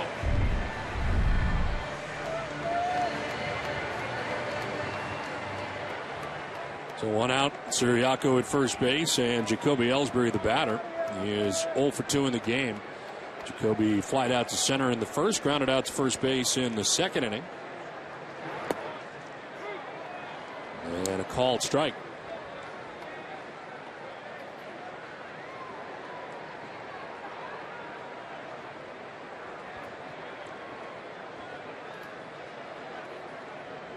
Base hit by Siriaco breaks up a string of 8 in a row, retired by Axelrod. In the dirt, nice play by Pierzynski to his right. Now, going back earlier, Don, we were talking about the transition, Youkilis and the Middlebrooks and the hit that Jenny had on it. And, one of the differences today in baseball is that in spring training, there are a lot more players in spring training with the major league team. We see how many there are every year with the Red Sox. And I think you get to know these guys better, when you're with them day in and day out. And I think that helps build relationships that in the old days you didn't have. There was no such thing as that many guys in spring training. And I think, these guys, when they come up to the minor leagues now, are fairly comfortable with their teammates because they know them well from spring training. So when you go to spring training, you have the major league team and a couple extra guys? Yeah, how many extra guys? Not many at all. Nothing like it is today. Nothing like it is today. You didn't get a sniff of major league spring training unless you were on a 40-man roster. I don't know what the number is now, but it's enormous.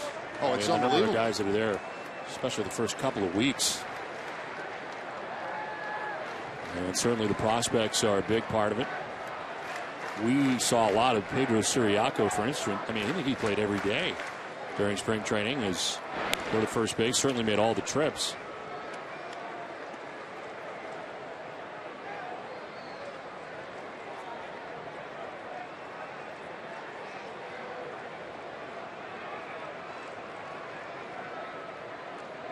A ball, 2 strikes, 1 out, 1 on here in the 5th inning.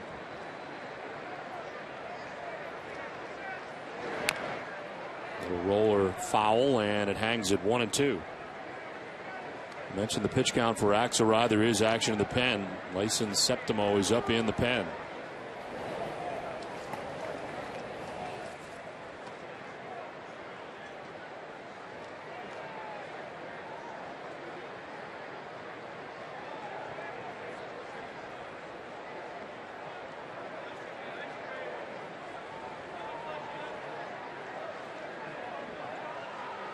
Konerko holds on. Siriaco 1-2.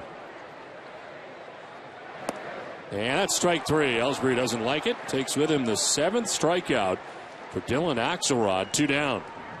Yeah, Axelrod striking out the side in the 4th inning. Now picks up the strikeout against Jacoby Ellsbury on a fastball. Right at the bottom of the strike zone. Good pitch by Axelrod. The pitching line brought to you by Lexus. Dylan Axelrod, 4 2/3, 5 hits, the 1 run, and just saw the 7th strikeout.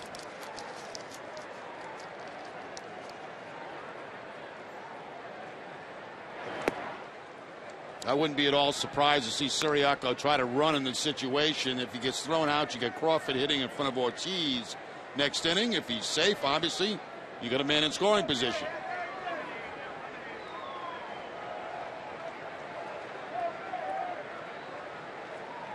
The 1-0 is a fly ball to center field, skied to center, but Diaz has got it sized up, and he makes the catch. That ends the 5th inning. We're through 5 from Fenway. Game tied 1-1.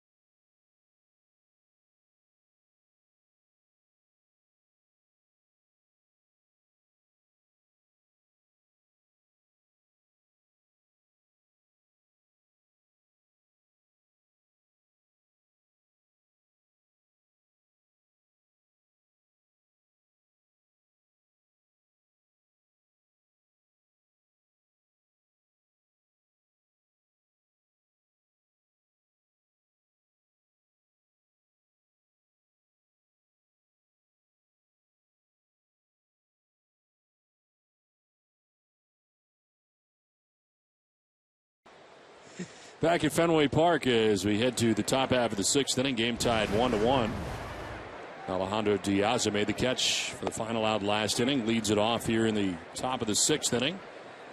Diaz from the top spot in the White Sox order, 0 for 2. He's done the same thing twice. It's ground out to Pedro Siriaco at second base. There's a ground ball to short this time. Aviles throws him out for the first out of the 6th inning. Whether you're watching the game at the park or at home, Eastern Bank's mobile banking lets you access your account from wherever you are. It's just one more way. Eastern Bank is making banking easier. Learn more at easternbank.com. 1 out in the 6th inning. More ground ball outs for Aaron Cook. He's now retired 8 batters in a row as Kevin Youkilis takes strike 1. Youkilis 2 for 2 in the game. He's got 2 of the 3 White Sox hits. Single in the first, a double in the 3rd inning.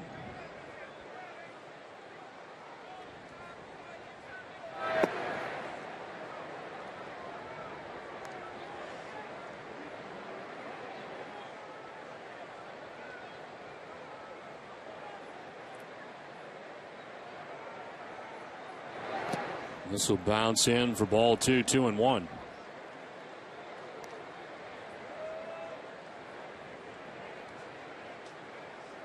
Yankees and Blue Jays playing tonight in New York. The Yankees have a 2-1 lead in the 5th. Tom Caron will get you an update coming up. Here's a 2-1. This is rolled over, foul, 2-2.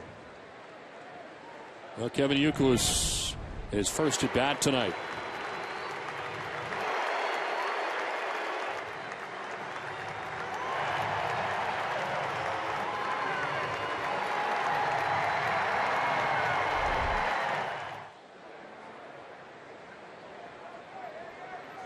Youkilis backs out here with a count of 2-2.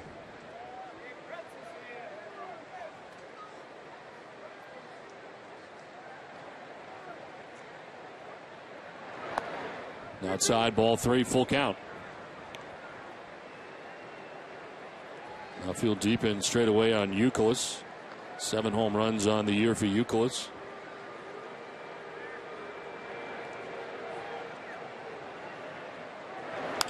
And a fly ball towards the gap in right center field. This is going to get down. 3rd hit of the game for Youkilis. Ross will fire it back in, but Youkilis has got another double. His 2nd of the night. He's 3 for 3. Now that is very similar to the last hit that he had as a member of the Red Sox. He was out in that same direction, out in right center field. Nobody can get to it. Cody Ross tracks it down, gets it back in quickly, but Youkilis at second base with his 2nd double.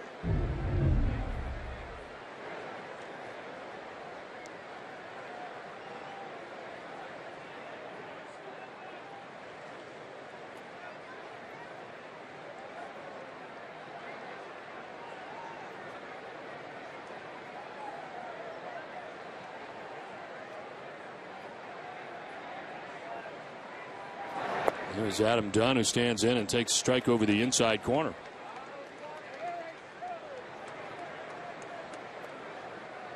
Dunn grounded out in the 1st inning, grounded out in the 3rd.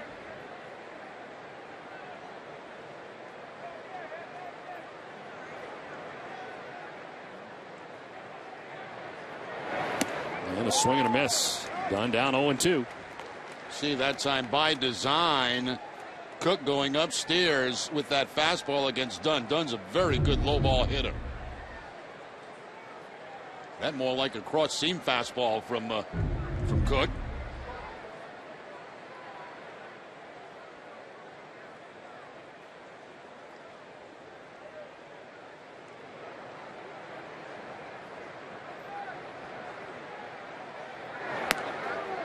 Framed by Saltalamacchia, but outside, 1-2.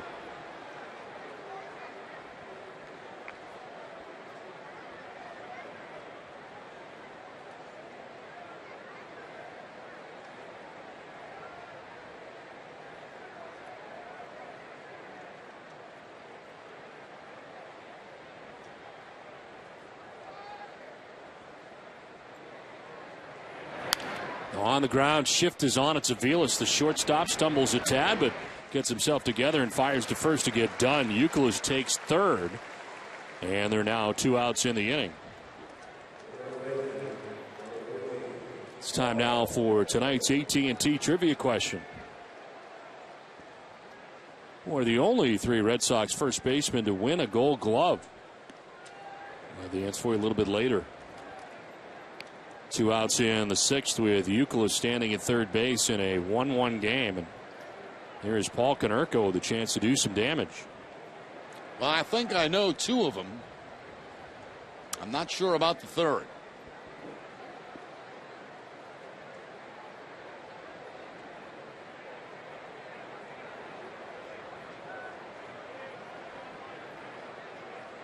Actually, I think I might know all 3. I don't think I do know all 3. Pitches a strike to Paul Konerko. How far back do you got to go? I would say 70s, middle 70s, early 70s.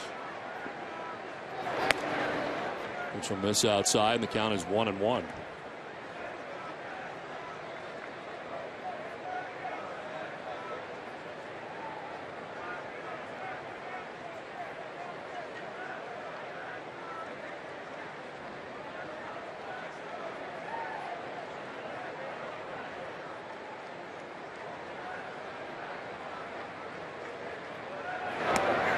Outside, ball 2, 2-1.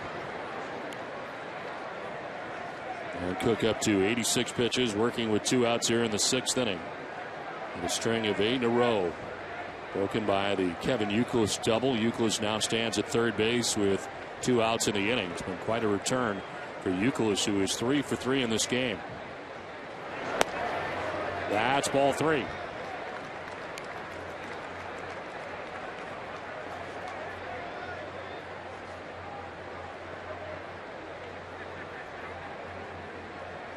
Pitching line brought to you by Ace Ticket.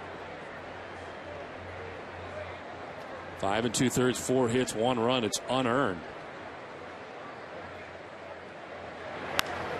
Popped up into shallow left. Aviles to backpedal his way out. Calling, now given away as Crawford makes the catch and ends the inning. They leave Youkilis at third. We're through 5 1/2. Game tied 1-1.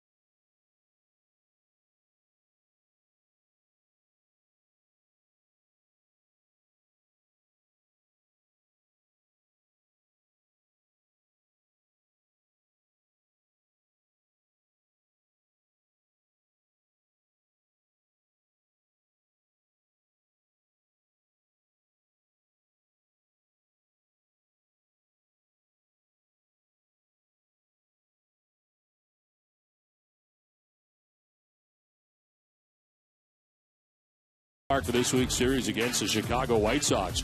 With every ticket purchase, you'll receive a complimentary Fenway Frank and a complimentary soda. Go to RedSox.com to get your Red Sox Family Pack ticket special today. Bottom of the 6th inning back at Fenway Park. Game tied 1-1. Dylan Axelrod back on the mound here for the White Sox. Start 86 pitches through the first 5 innings. Ortiz, Gonzalez, and Ross expected in the inning. Ortiz grounding it foul. David singled in the first inning, grounded out to second base in the third, 1 for 2.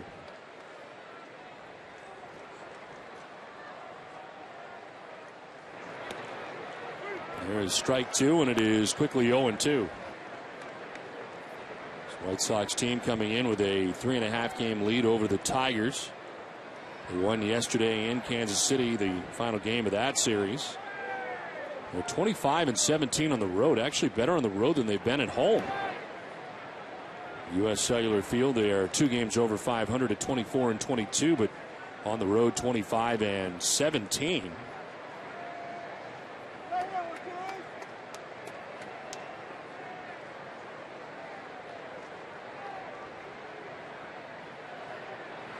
One-two pitch is outside.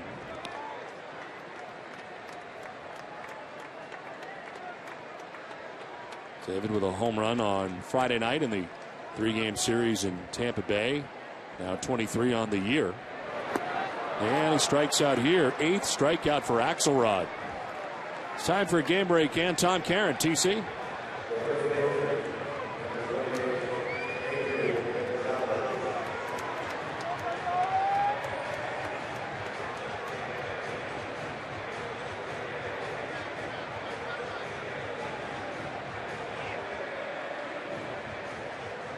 All right, Tom, thanks very much. Here at Fenway Park, we're all tied up 1-1. White Sox and Red Sox.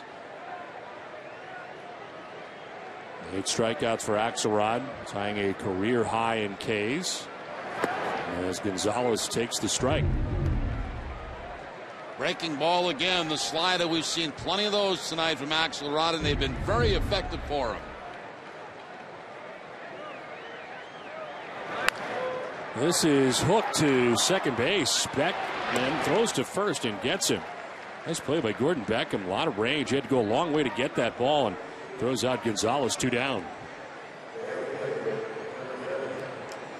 Well, it's time now for the answer to tonight's AT&T trivia question. Who are the only 3 Red Sox first basemen to win a Gold Glove? And I'm sure you got them all now that I look at the list.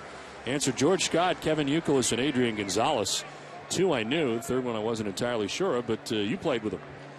George Scott, the Boomer. Scott was a 3-time winner for the Red Sox, 67 through 71. Youkilis took home the award in 07. And Gonzalez part of a group of 3 Red Sox who took home, along with Jacoby Ellsbury and Dustin Pedroia, took home Gold Gloves last season. Youkilis was the Sox primary first baseman for 3 years, from 06 through 08, and in 07 he did not make an error at first base in 135 games. And I can remember back in spring training we started to take ground balls at first base when he was going to move from third to first, and all the changes he had to make, all the footwork and everything else, and he turned himself into a Gold Glove first baseman. Ross goes around, and it's 2-1. I actually had George Scott and Adrian Gonzalez, and I wasn't quite sure about Youkilis. You thought it might have been a third? Yeah. I was sure of Uke and Gonzalez. I was not sure of George Scott. I knew Boomer had a bunch. Yeah. I thought maybe it was the first baseman before Cecil Cooper. In the air to left field. This is struck pretty well, back by the wall, and it is off the wall. This ricochet will get by Viciedo and Diaza, but it'll be a double for Cody Ross with 2 outs here in the 6th inning. Cody Ross happy to make contact. He had struck out twice in this game tonight, but good solid contact here off that left field wall to get him in scoring position with 2 outs. Finally gets a fastball in. It had been a lot of breaking balls to Cody Ross, and that fastball goes up and in, and Ross goes up and off the wall.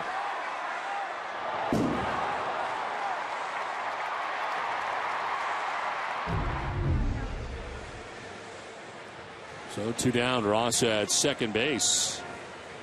Action in the White Sox pen. Right-hander Nate Jones is up in the pen. There comes Don Cooper, the pitching coach. Axelrod up to 97 pitches with 2 outs here in the 6th, and he's cruising right along until the double by Ross. Red Sox Nation, if you need medical care at Fenway Park, visit the Beth Israel Deaconess First Aid Stand behind Section 12, Beth Israel Deaconess Medical Center, the official hospital of the Boston Red Sox. Visit them at bidmc.org. 2 down in the 6th. Cody Ross at second base, and Jared Saltalamacchia coming up. 97 pitches for Axelrod, shy of his average, and got a ways to go before getting to his 115.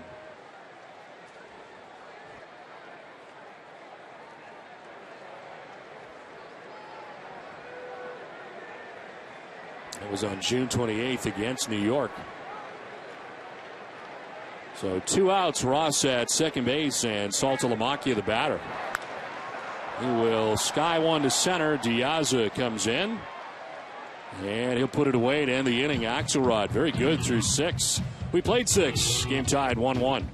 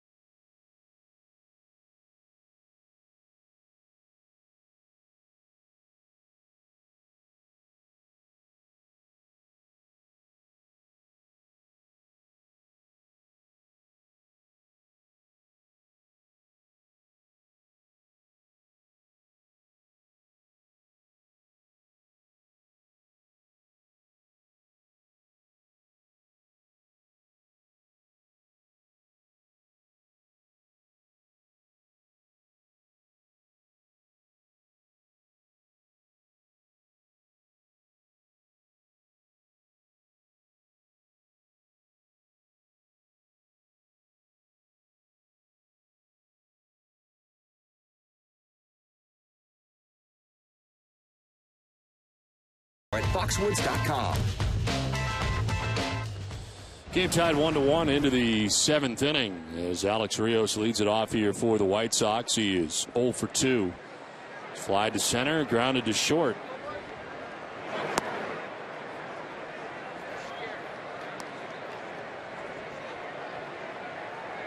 It's been a big night for Kevin Youkilis, who's got 3 hits and 3 at bats. 3 of the 4 hits the White Sox have. The other hit belonging to A.J. Brzezinski. Fly ball to right. Cody Ross makes the catch for the first out of the 7th inning. The Amica Pitch Zone is brought to you by Amica Insurance. Amica Insurance is not just how you're covered, it's how you're treated. And we mentioned prior to the game, if Cook is on, he's going to get a lot of ground ball outs, and that's exactly what's happening in this game tonight, keeping his infielders busy, in particular his shortstop, Mike Aviles.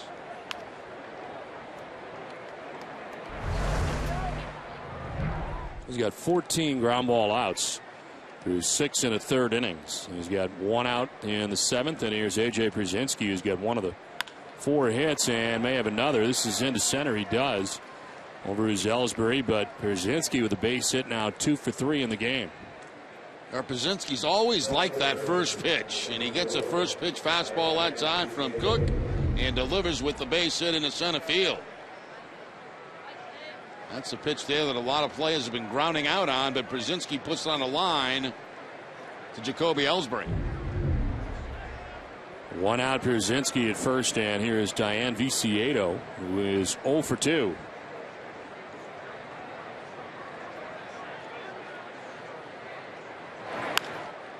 This is to right center. Ellsbury will move over and make the catch.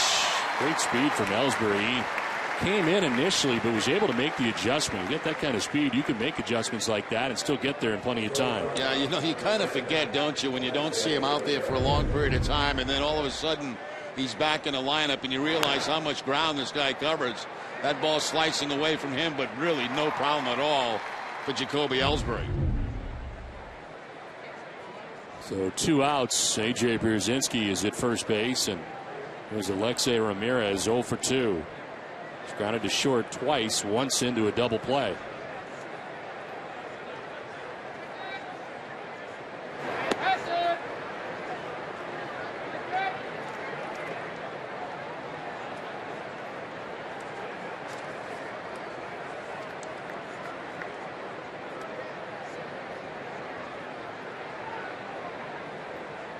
Ramirez got a 9-game hitting streak coming into tonight's action. 421 during that streak as he takes a strike. The count evens at 1-1. 95 pitches for Aaron Cook tonight. His previous high had been 81. Red Sox have been very careful in dealing with him in his return. And that 81 pitches was in the complete game effort at Seattle. But stretching him out tonight, and so far with success. Nobody warming in the pen. There's a pop-up foul ground that'll get back and out of play. Arbor Coat exterior stain by Benjamin Moore. Revolutionary waterborne stain that will transform your home into the envy of your entire block. Find Arbor Coat at your local Benjamin Moore retailer. We play with 2 outs here in the 7th inning. A.J. Brzezinski at first base, and a 1-1 game.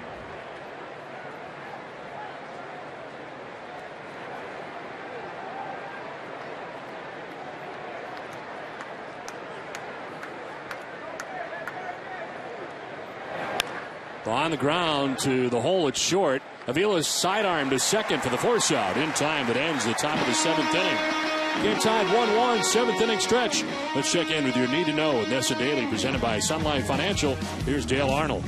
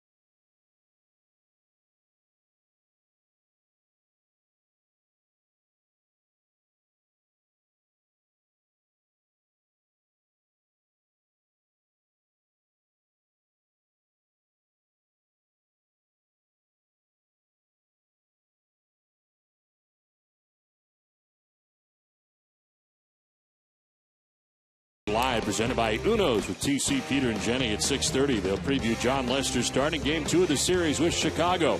Lester earned his first win of the season on April 28th against the White Sox, allowing 5 hits and striking out 7 through 7 shutout innings. Live coverage begins at 6, and it's only on NESN. 1-1 game to the bottom of the 7th inning we go. There is action in the Red Sox pen as Vicente Padilla warming up out there for the Red Sox. 97 pitches for Aaron Cook through the first 7 innings. Will Middlebrooks will ground one down the third baseline. Youkilis on the run will get it there in time. Nice footwork for Paul Konerko on the other side to make the play. Save Youkilis perhaps of a throwing error as he skied that one, and Konerko had to back off the bag at first. Yeah, real nice footwork by Konerko. He's played a great first base this season. Only made 1 error on the whole season. There's the chop down the third base line into the glove, the hand, and then the throw off target. But Konerko switches feet and is able to get the out at first base.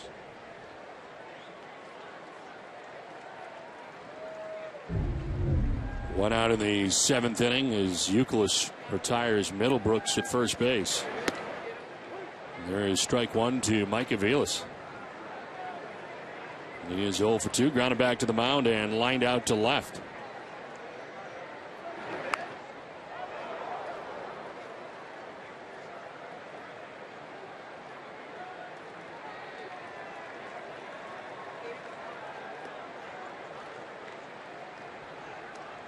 Fourth time over 100 pitches for Axelrod this season. Just getting there here in the 7th with 1 out.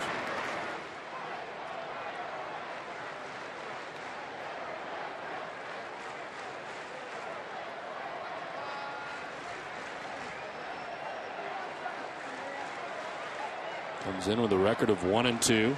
9th appearance, 6th start for the White Sox. 1-2 is away.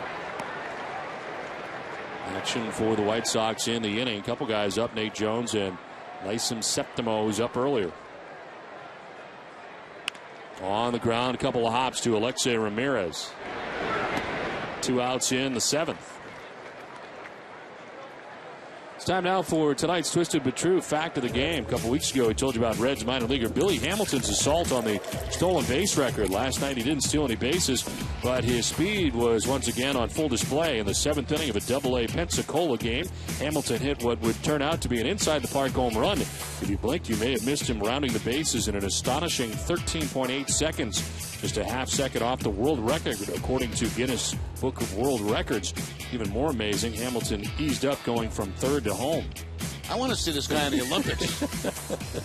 Twisted Tea Hard Iced Tea is the refreshing hard iced tea that tastes like real iced tea. Be a little twisted. We've had him twice on Twisted. At least, yes. Billy Hamilton. Remember that name. Remember that name. Apparently he's very fast.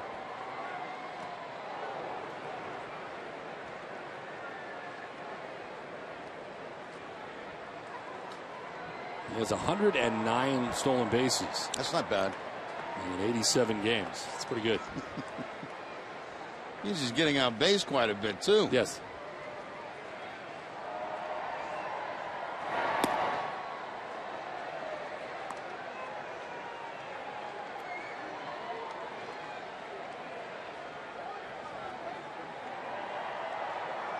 Two outs here in the 7th inning. Siriaco is 2 for 2 in the game. With that swing, the count evens at 2-2. Pedro Siriaco with a double in the 2nd inning, a single in the 5th.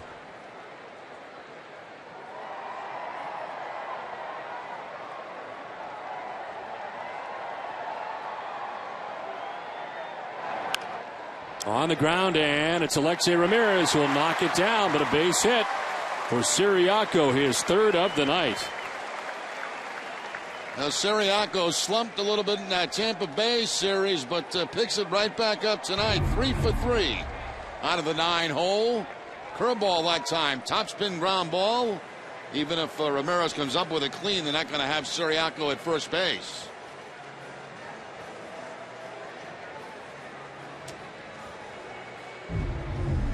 Now Robin Ventura making his way out here of the dugout. He will take the baseball from Axelrod. A very nice outing.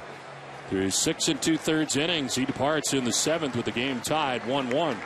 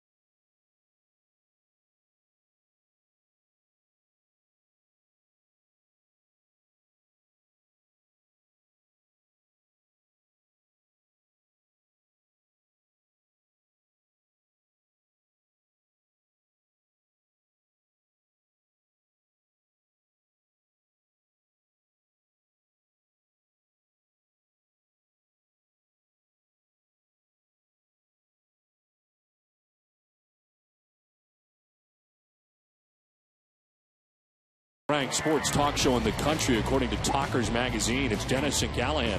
Tomorrow they discuss the return of Uke. It all starts at 6 a.m. right here on Nesson and on 93.7 FM. 2 outs here in the 7th inning with Pedro Ciriaco at first base, a 1-1 game. And Jacoby Ellsbury, the batter.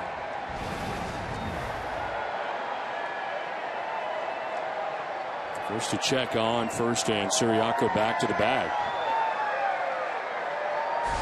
It's called the bullpen, brought to you by New England Ford Dealers. Mason Septimo into the game here for the White Sox. 6th appearance, 1.93 earned run average. He was claimed off waivers from Arizona back on June 13th. Snap throw to first, and Ciriaco back again, this time with a dive.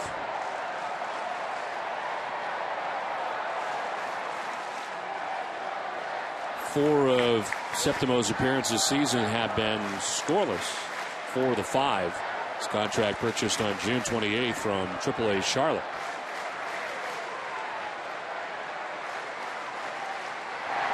Ellsbury takes a strike.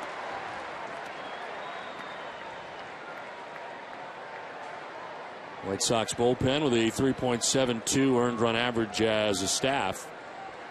Left-hander Matt Thornton is standing in the pen right now. He'd been warming up.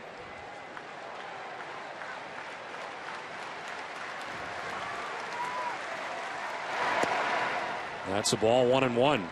Oh, nice job tonight by Dylan Axelrod. 6 2/3, 7 hits. Well, he kept the Red Sox off balance all night. A good slider, had 8 strikeouts. Can walk anybody.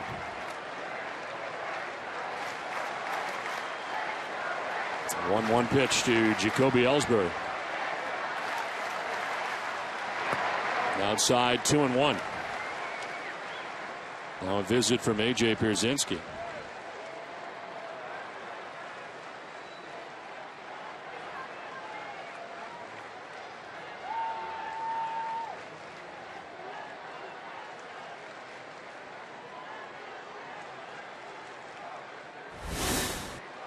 Carl Crawford waiting on deck with 2 outs here in the 7th inning.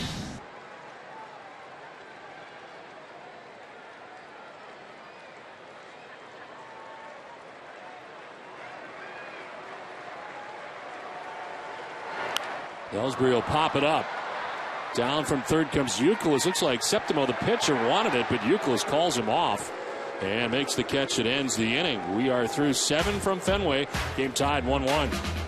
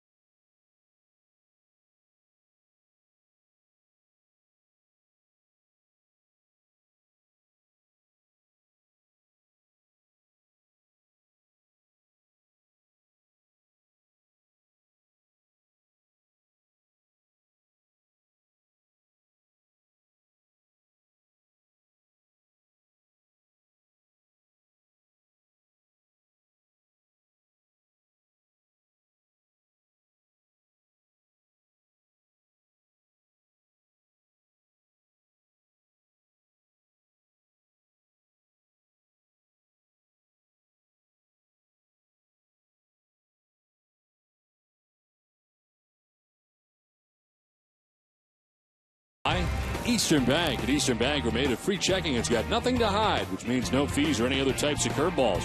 Check out what else we're made of at easternbank.com.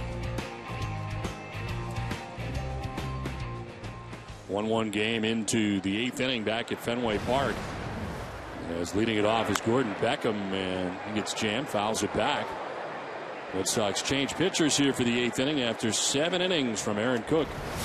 Vicente Padilla checks in his 35th game of the year, 2-0, 3.82 earned run average. Ball gets thrown back onto the field.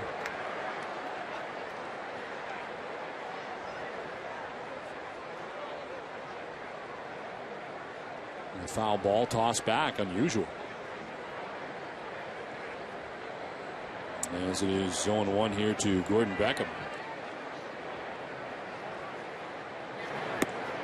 Pitch in there for strike 2, 0-2. Beckham didn't like that call. He thought that pitch was away from Padilla.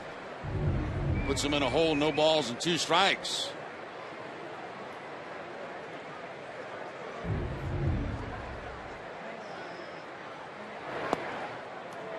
Oh.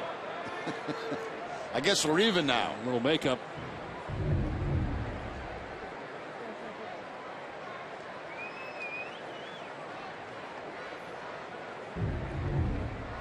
One ball, 2 strikes now to Beckham. He'll be followed by Diaza and Youkilis anticipated in the inning. And a foul off to the right, still 1-2.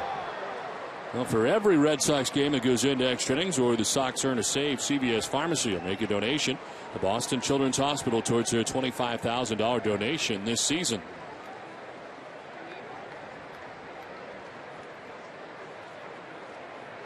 Beckham waiting on a 1-2 from Padilla. Another foul off to the right.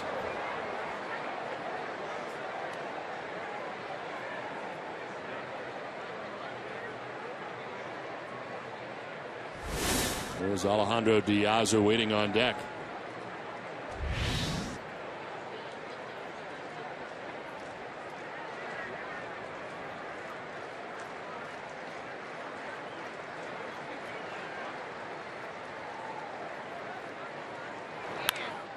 Popped up right side. Gonzalez and Siriaco to the outfield. Siriaco takes charge and makes the catch. One down in the 8th as we check in with Jenny Dell.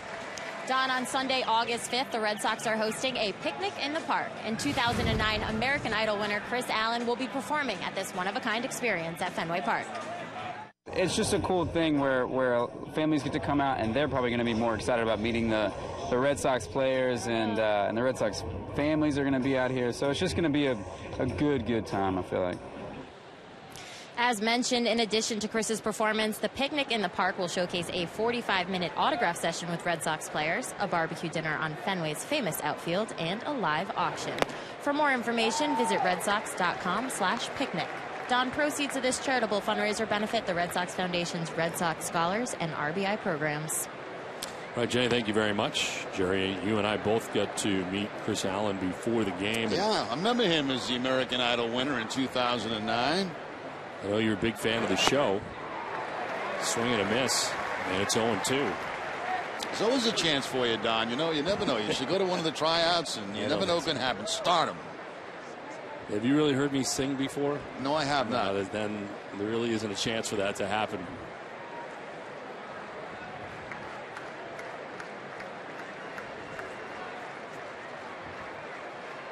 No 2 to Diaz's slap foul. When is Jenny Dell jumping off that building? Is that tomorrow? Saturday. Oh, Saturday. Saturday. What do they call it? Repelling. Repelling off the building. I call it jumping.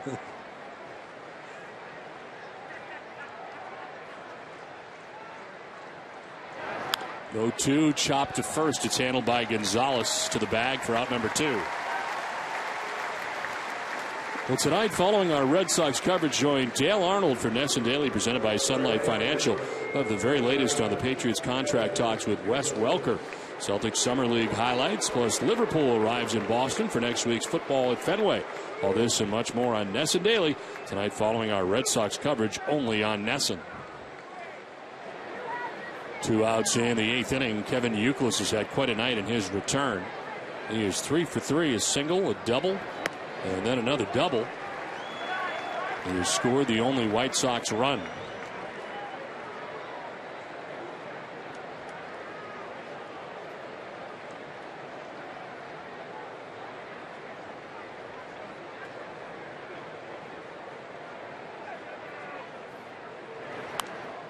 Fights it off foul and finds himself down 0-2. He with a 95-mile-an-hour fastball.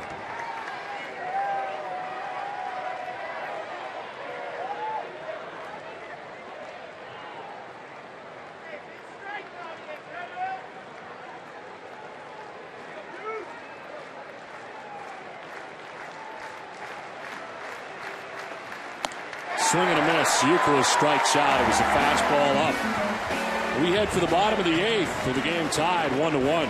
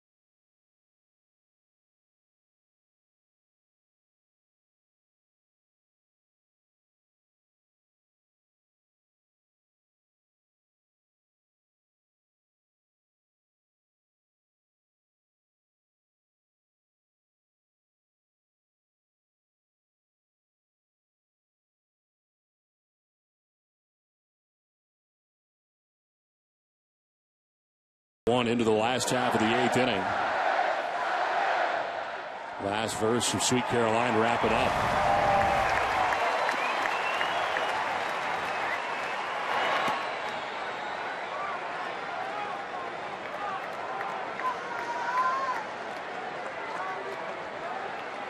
Carl Crawford getting it started as A.J. Brzezinski jumps out from in behind the dish and back and forth with Mason Septimo.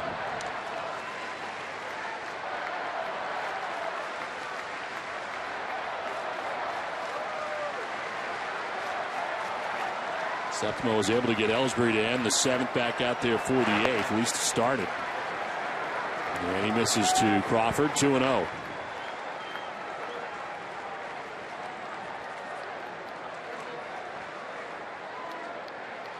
More action for the White Sox. Nate Jones is back up. He had been up earlier. Crawford shows bunt, pulls it back, and jumps ahead 3-0. Great to get Crawford on here to begin the inning. Might not be a bad idea to give him the take sign until he gets to 3-2 if he gets that far.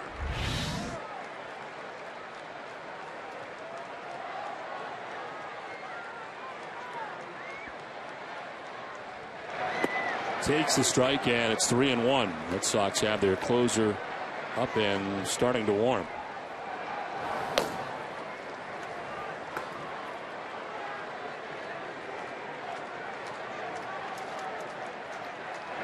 Crawford will take ball 4 and head down to first base. He's on to begin the bottom of the 8th. Time now for a look at the road ahead, brought to you by Safeco Insurance. Tomorrow in Game 2 of the series, Sox will get their second look of the season against Philip Humber, coming off his perfect game last time he faced Boston. He was touched for 9 runs in 5 innings, including 3 home runs overall this season. He's 3-4 with an ERA over 6. Our live coverage begins tomorrow at 6 with Red Sox first pitch. A meeting at the mound. Don Cooper, the pitching coach, out there with Crawford now at first base and David Ortiz coming up.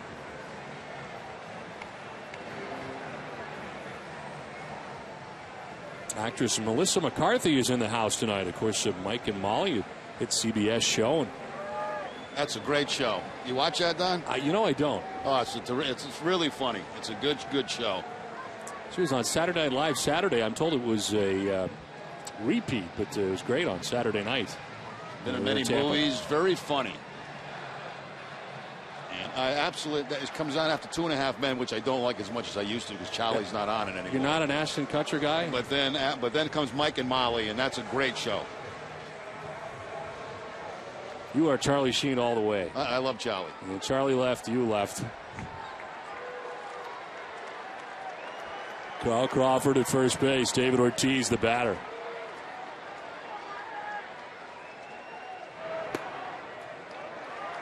Ball 1 to Big Papi.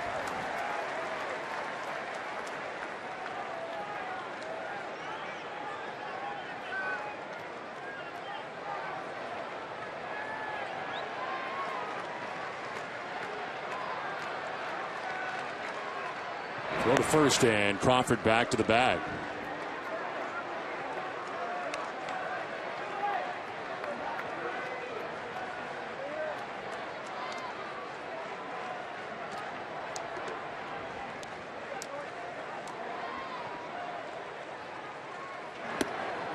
Inside 2-0.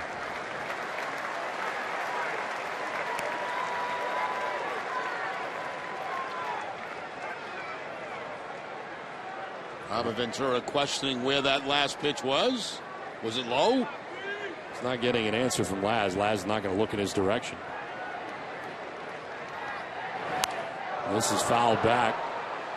That swing by David Ortiz was designed to make it a 3-1 ball game. Gets the fastball on the 2-0 count and fouls it straight back. Like to have that one back again. That's the pitch previous that Ventura thought he had a strike on. That's close. 3-1.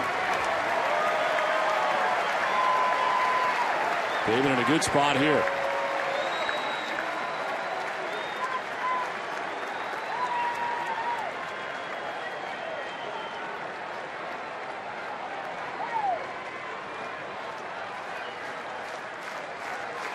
throw to first, and again Crawford back to the bag.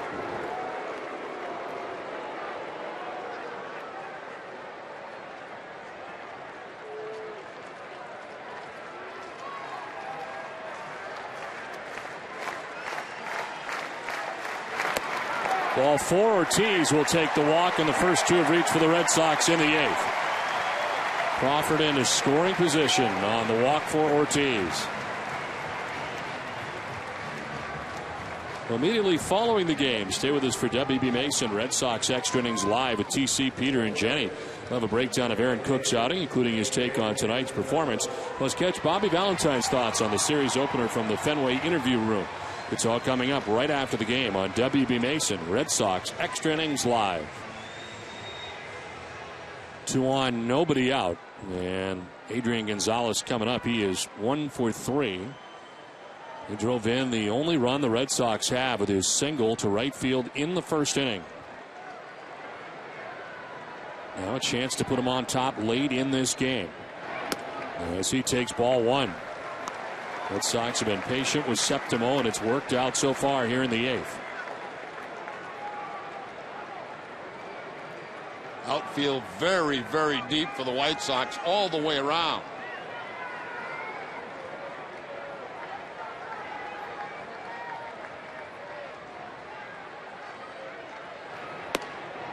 That's a strike, and it's 1-1.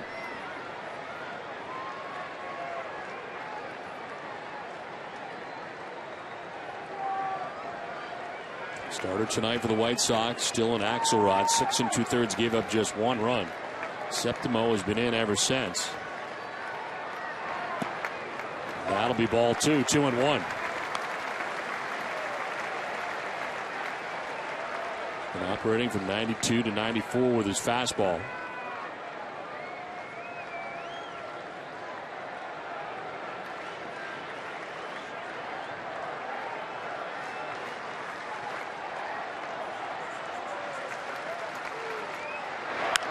In the air to deep left center field for Adrian Gonzalez. Back and gone into the monster seats. A 3-run home run for Gonzalez.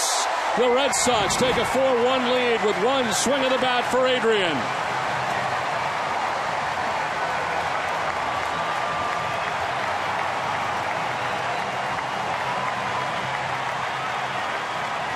Well, we've been waiting and waiting and waiting for the long ball, and we get a big one here from Adrian Gonzalez. A guy that's been having trouble throwing strikes, gets a strike to Gonzalez, and he takes it to the opposite field to the monster seats for the home run. Big Poppy is perhaps cramped up here. He's limping as he heads to the dugout. Last of the 3 to come around. I'm not sure what he did. Hopeful that is just a cramp.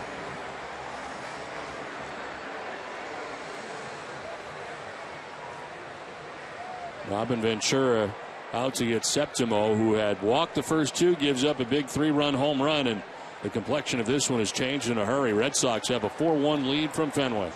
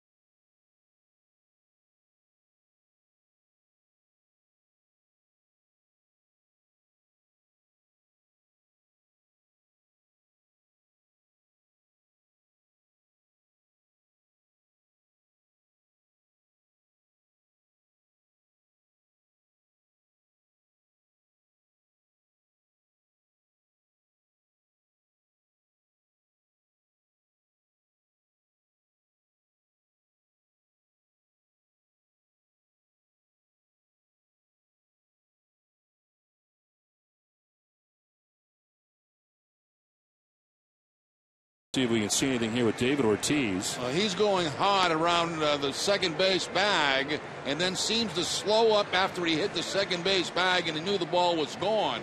But he clearly is having a tough time getting to home plate. It was right there when he hit the second base bag. And I don't know, Don, but the way it looks, it could be a knee.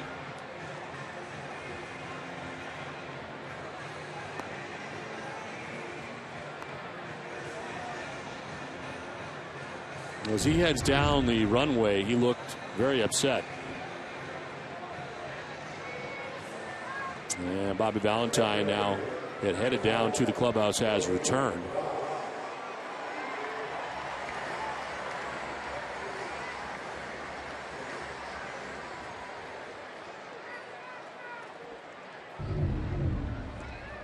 One more look at Ortiz as he takes off towards second base. He looks out toward the baseball. Tough to tell. Looked like a little bit of a slip around second base for him, and well, we just don't know. We're going to have to wait to get a report from the Red Sox clubhouse. Nate Jones into the game here for the White Sox now in relief after Septimo went just to third of an inning. And a pitch that'll miss outside to Cody Ross. Ross tonight has struck out twice and doubled.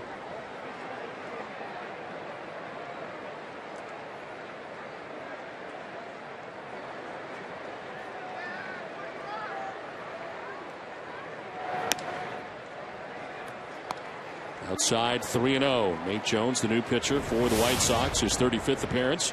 3-0, the 3.43 earned run average.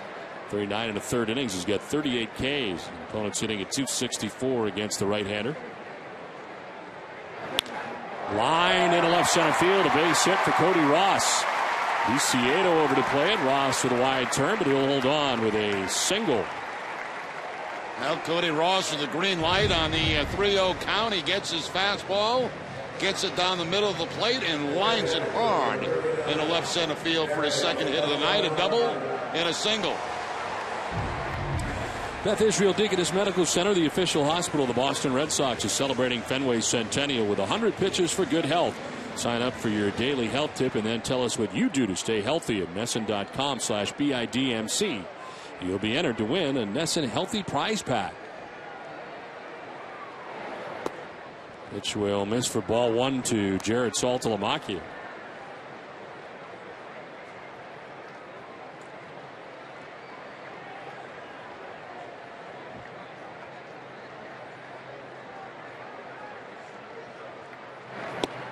Swing and a miss. And it's 1-1. 98 from Jones.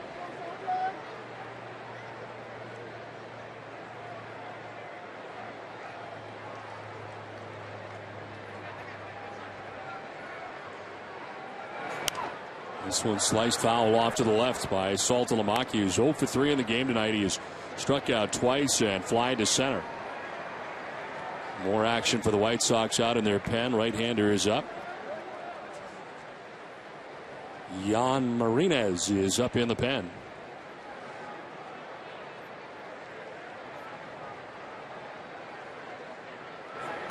In the dirt, gets away from Pierzynski. Trying it is Ross. He'll get there as the ball gets away. It's backed up by Beckham.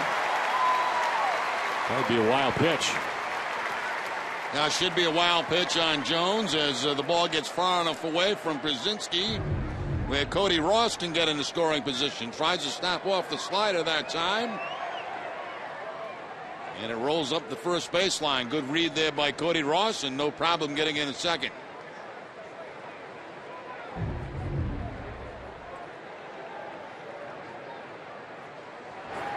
Swing and a miss as Saltalamacchia strikes out for the third time tonight. He's out number one of the inning. FW Webb is the go-to resource for over 15,000 plumbing, heating, and HVAC contractors. Selection, expertise, solutions. We've got it. Visit fwweb.com.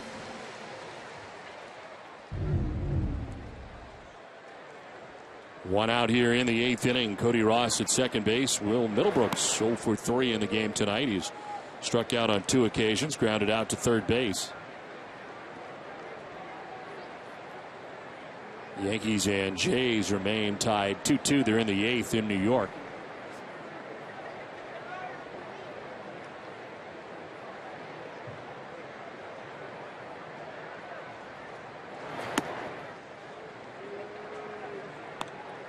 Adrian Gonzalez with a big 3-run home run here in the 8th.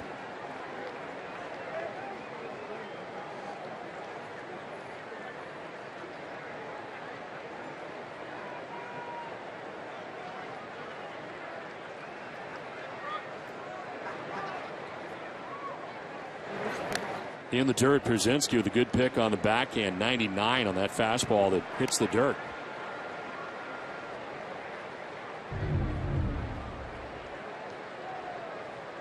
Had no choice but to go to the backhand. Ball thrown so hard by Jones, no time to shift your body over.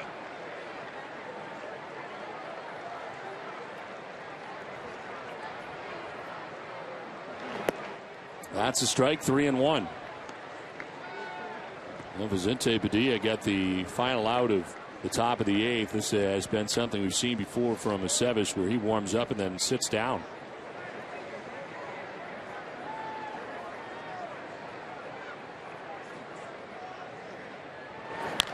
On the ground up the middle, Alexei Ramirez fires to first, low, but Konerko digs it out. With his second out as Cody Ross takes third on the ground out to short. 2 down in the inning.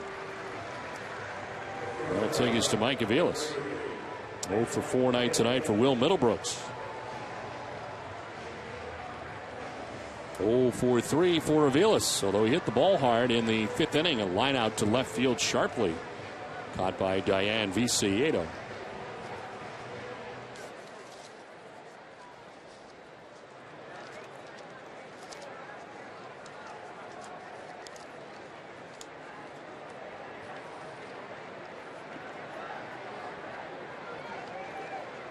Another run potentially 90 feet away.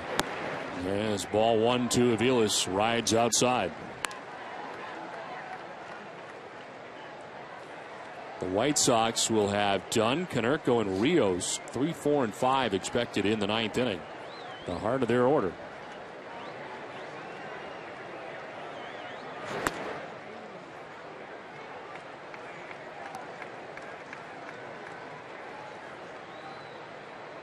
Nick Jones throws hard. Control has been a bit of an issue.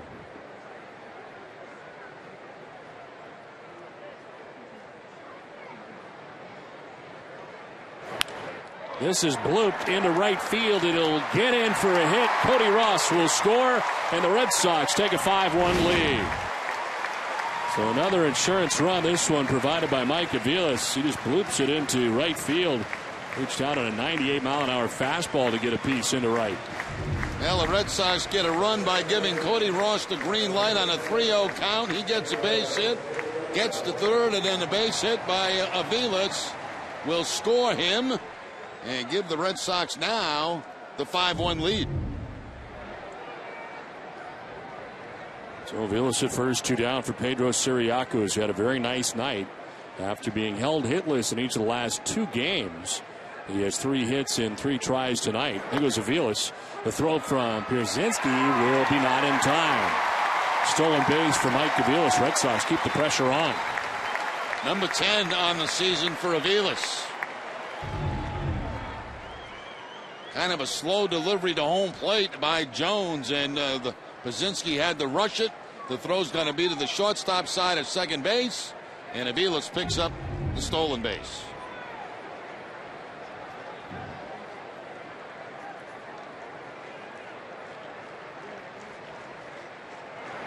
Siriaco breaks his bat, fouls it in behind the Red Sox dugout.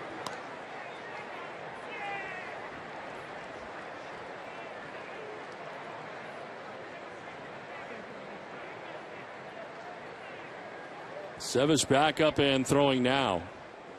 With 2 outs here in the inning as he gets ready for the 9th. It is no longer a save situation, but it does appear that he will be coming in.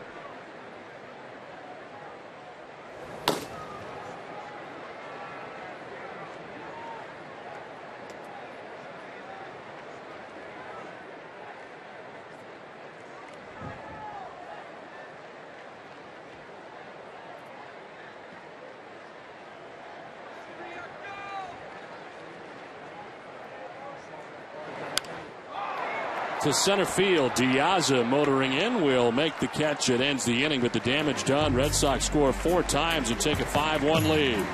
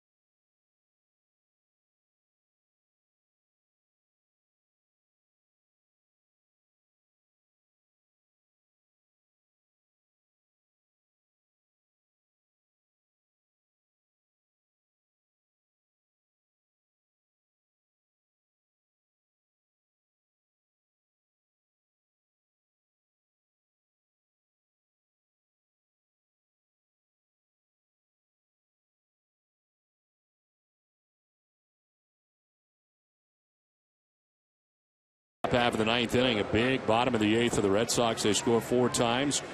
Mixed in a 3-run home run by Adrian Gonzalez. Change in left. Daniel Nava takes over in left for Carl Crawford. And a change on the mound. Alfredo Aceves ready to go for the 9th, his 44th appearance. Another non-save situation, but when it is counted, he is 24-24. Opponent sitting at 229 against Aceves. Adam Dunn leading it off here for the White Sox in the 9th inning. And he takes a look at strike one. Shift on for the Red Sox on the right side for the power hitting Dunn. He can leave the yard with the best of them. 28 home runs on the year. That's strike 2.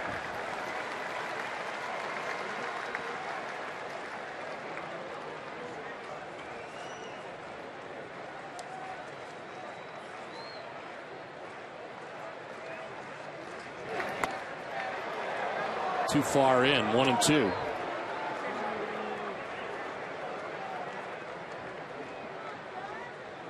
Aceves working yesterday, going an inning in a non-save situation. He walked 3. Another non-save situation here is this one fouled back, 1-2. So back-to-back days for Aceves. Also pitched on Friday night, game 1 of that series. So 3 of the last 4. He pitched a perfect 9th inning on Friday night against Tampa Bay and did register his 20th save of the year. Here's a pop-up that is playable for Middlebrooks. In fair ground, he makes the catch for the first out of the 9th. It's time now for the game summary brought to you by Xfinity. The return of Kevin Youkilis to Fenway Park as he saluted the Fenway faithful in his first AB and then promptly singled. One of 3 hits he would gather in the game. Carl Crawford coming back for tonight's game as well. And Crawford would single in his first at bat and scored the Red Sox first run in the first inning. But the big blast last inning, bottom of the 8th, 3-run home run opposite field for Adrian Gonzalez. Red Sox would get another run and right now enjoy a 5-1 lead with 1 out in the 9th as Paul Konerko looks at ball 1. Konerko is lined out, grounded out, and flied out.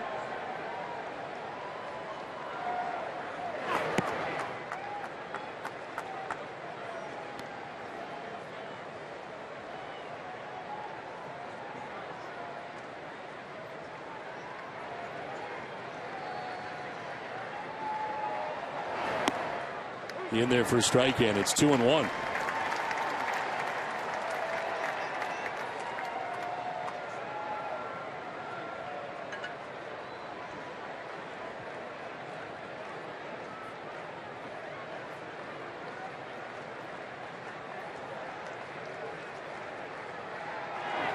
Swing and a miss, 2-2. Don't forget, coming up immediately after the game to stay with us for WB Mason, Red Sox Extra Innings Live. It's all the post-game coverage you'll need right here on NESN. Red Sox pitching has retired the last 6 White Sox in a row. Konerko is 0 for 3 in the game tonight. And that was very close. What was that? Yeah, you can see Aceves go down in the crouch. I don't blame him. This is going to be a strike, I think, on the Amica pitch zone. A nasty strike.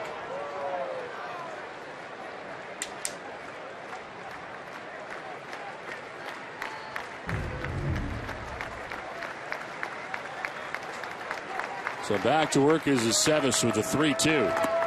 And will end up walking him. So Konerko down to first on base for the first time tonight. Boston Red Sox baseball on NESN is brought to you by Southwest Airlines, by Toyota's official website for deals by Toyota.com, Sullivan Tire, and by the Experience Buick New England Sweepstakes. 1 out, Paul Konerko at first base, not held on by Adrian Gonzalez. And Alex Rios, the batter, who takes strike 1.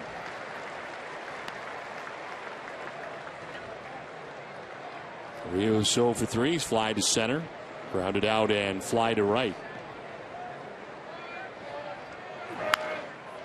On the ground to first, Gonzalez to go to second for 1. Covering is Aceves for 2. Ball game over. Red Sox win 5-1 as the Red Sox come up with some late runs in this one. It was a well-pitched game, but a big full run bottom of the 8th for the Red Sox and a win here tonight in Game 1. You're right, Don. It was a well-pitched game. Cook doing an outstanding job for the Red Sox. The bullpen again doing a good job for the Red Sox. Gonzalez with the big 3-run home run. The only negative tonight, we don't know the status of David Ortiz, who looked like he was limping up to the Red Sox clubhouse after the home run by Gonzalez. So the Red Sox take Game 1 of the series, 5-1 the final. For Jerry Remy and Jenny Dell, I'm Don Orsillo saying good night from Fenway. Join us again tomorrow for Game 2 of the series. Matchup will be Philip Umber and John Lester. Live coverage begins at 6. It's been a presentation of NESN, New England's most watched sports network. It's time now for WB Mason's Extra Innings Live. Here's Tom Caron.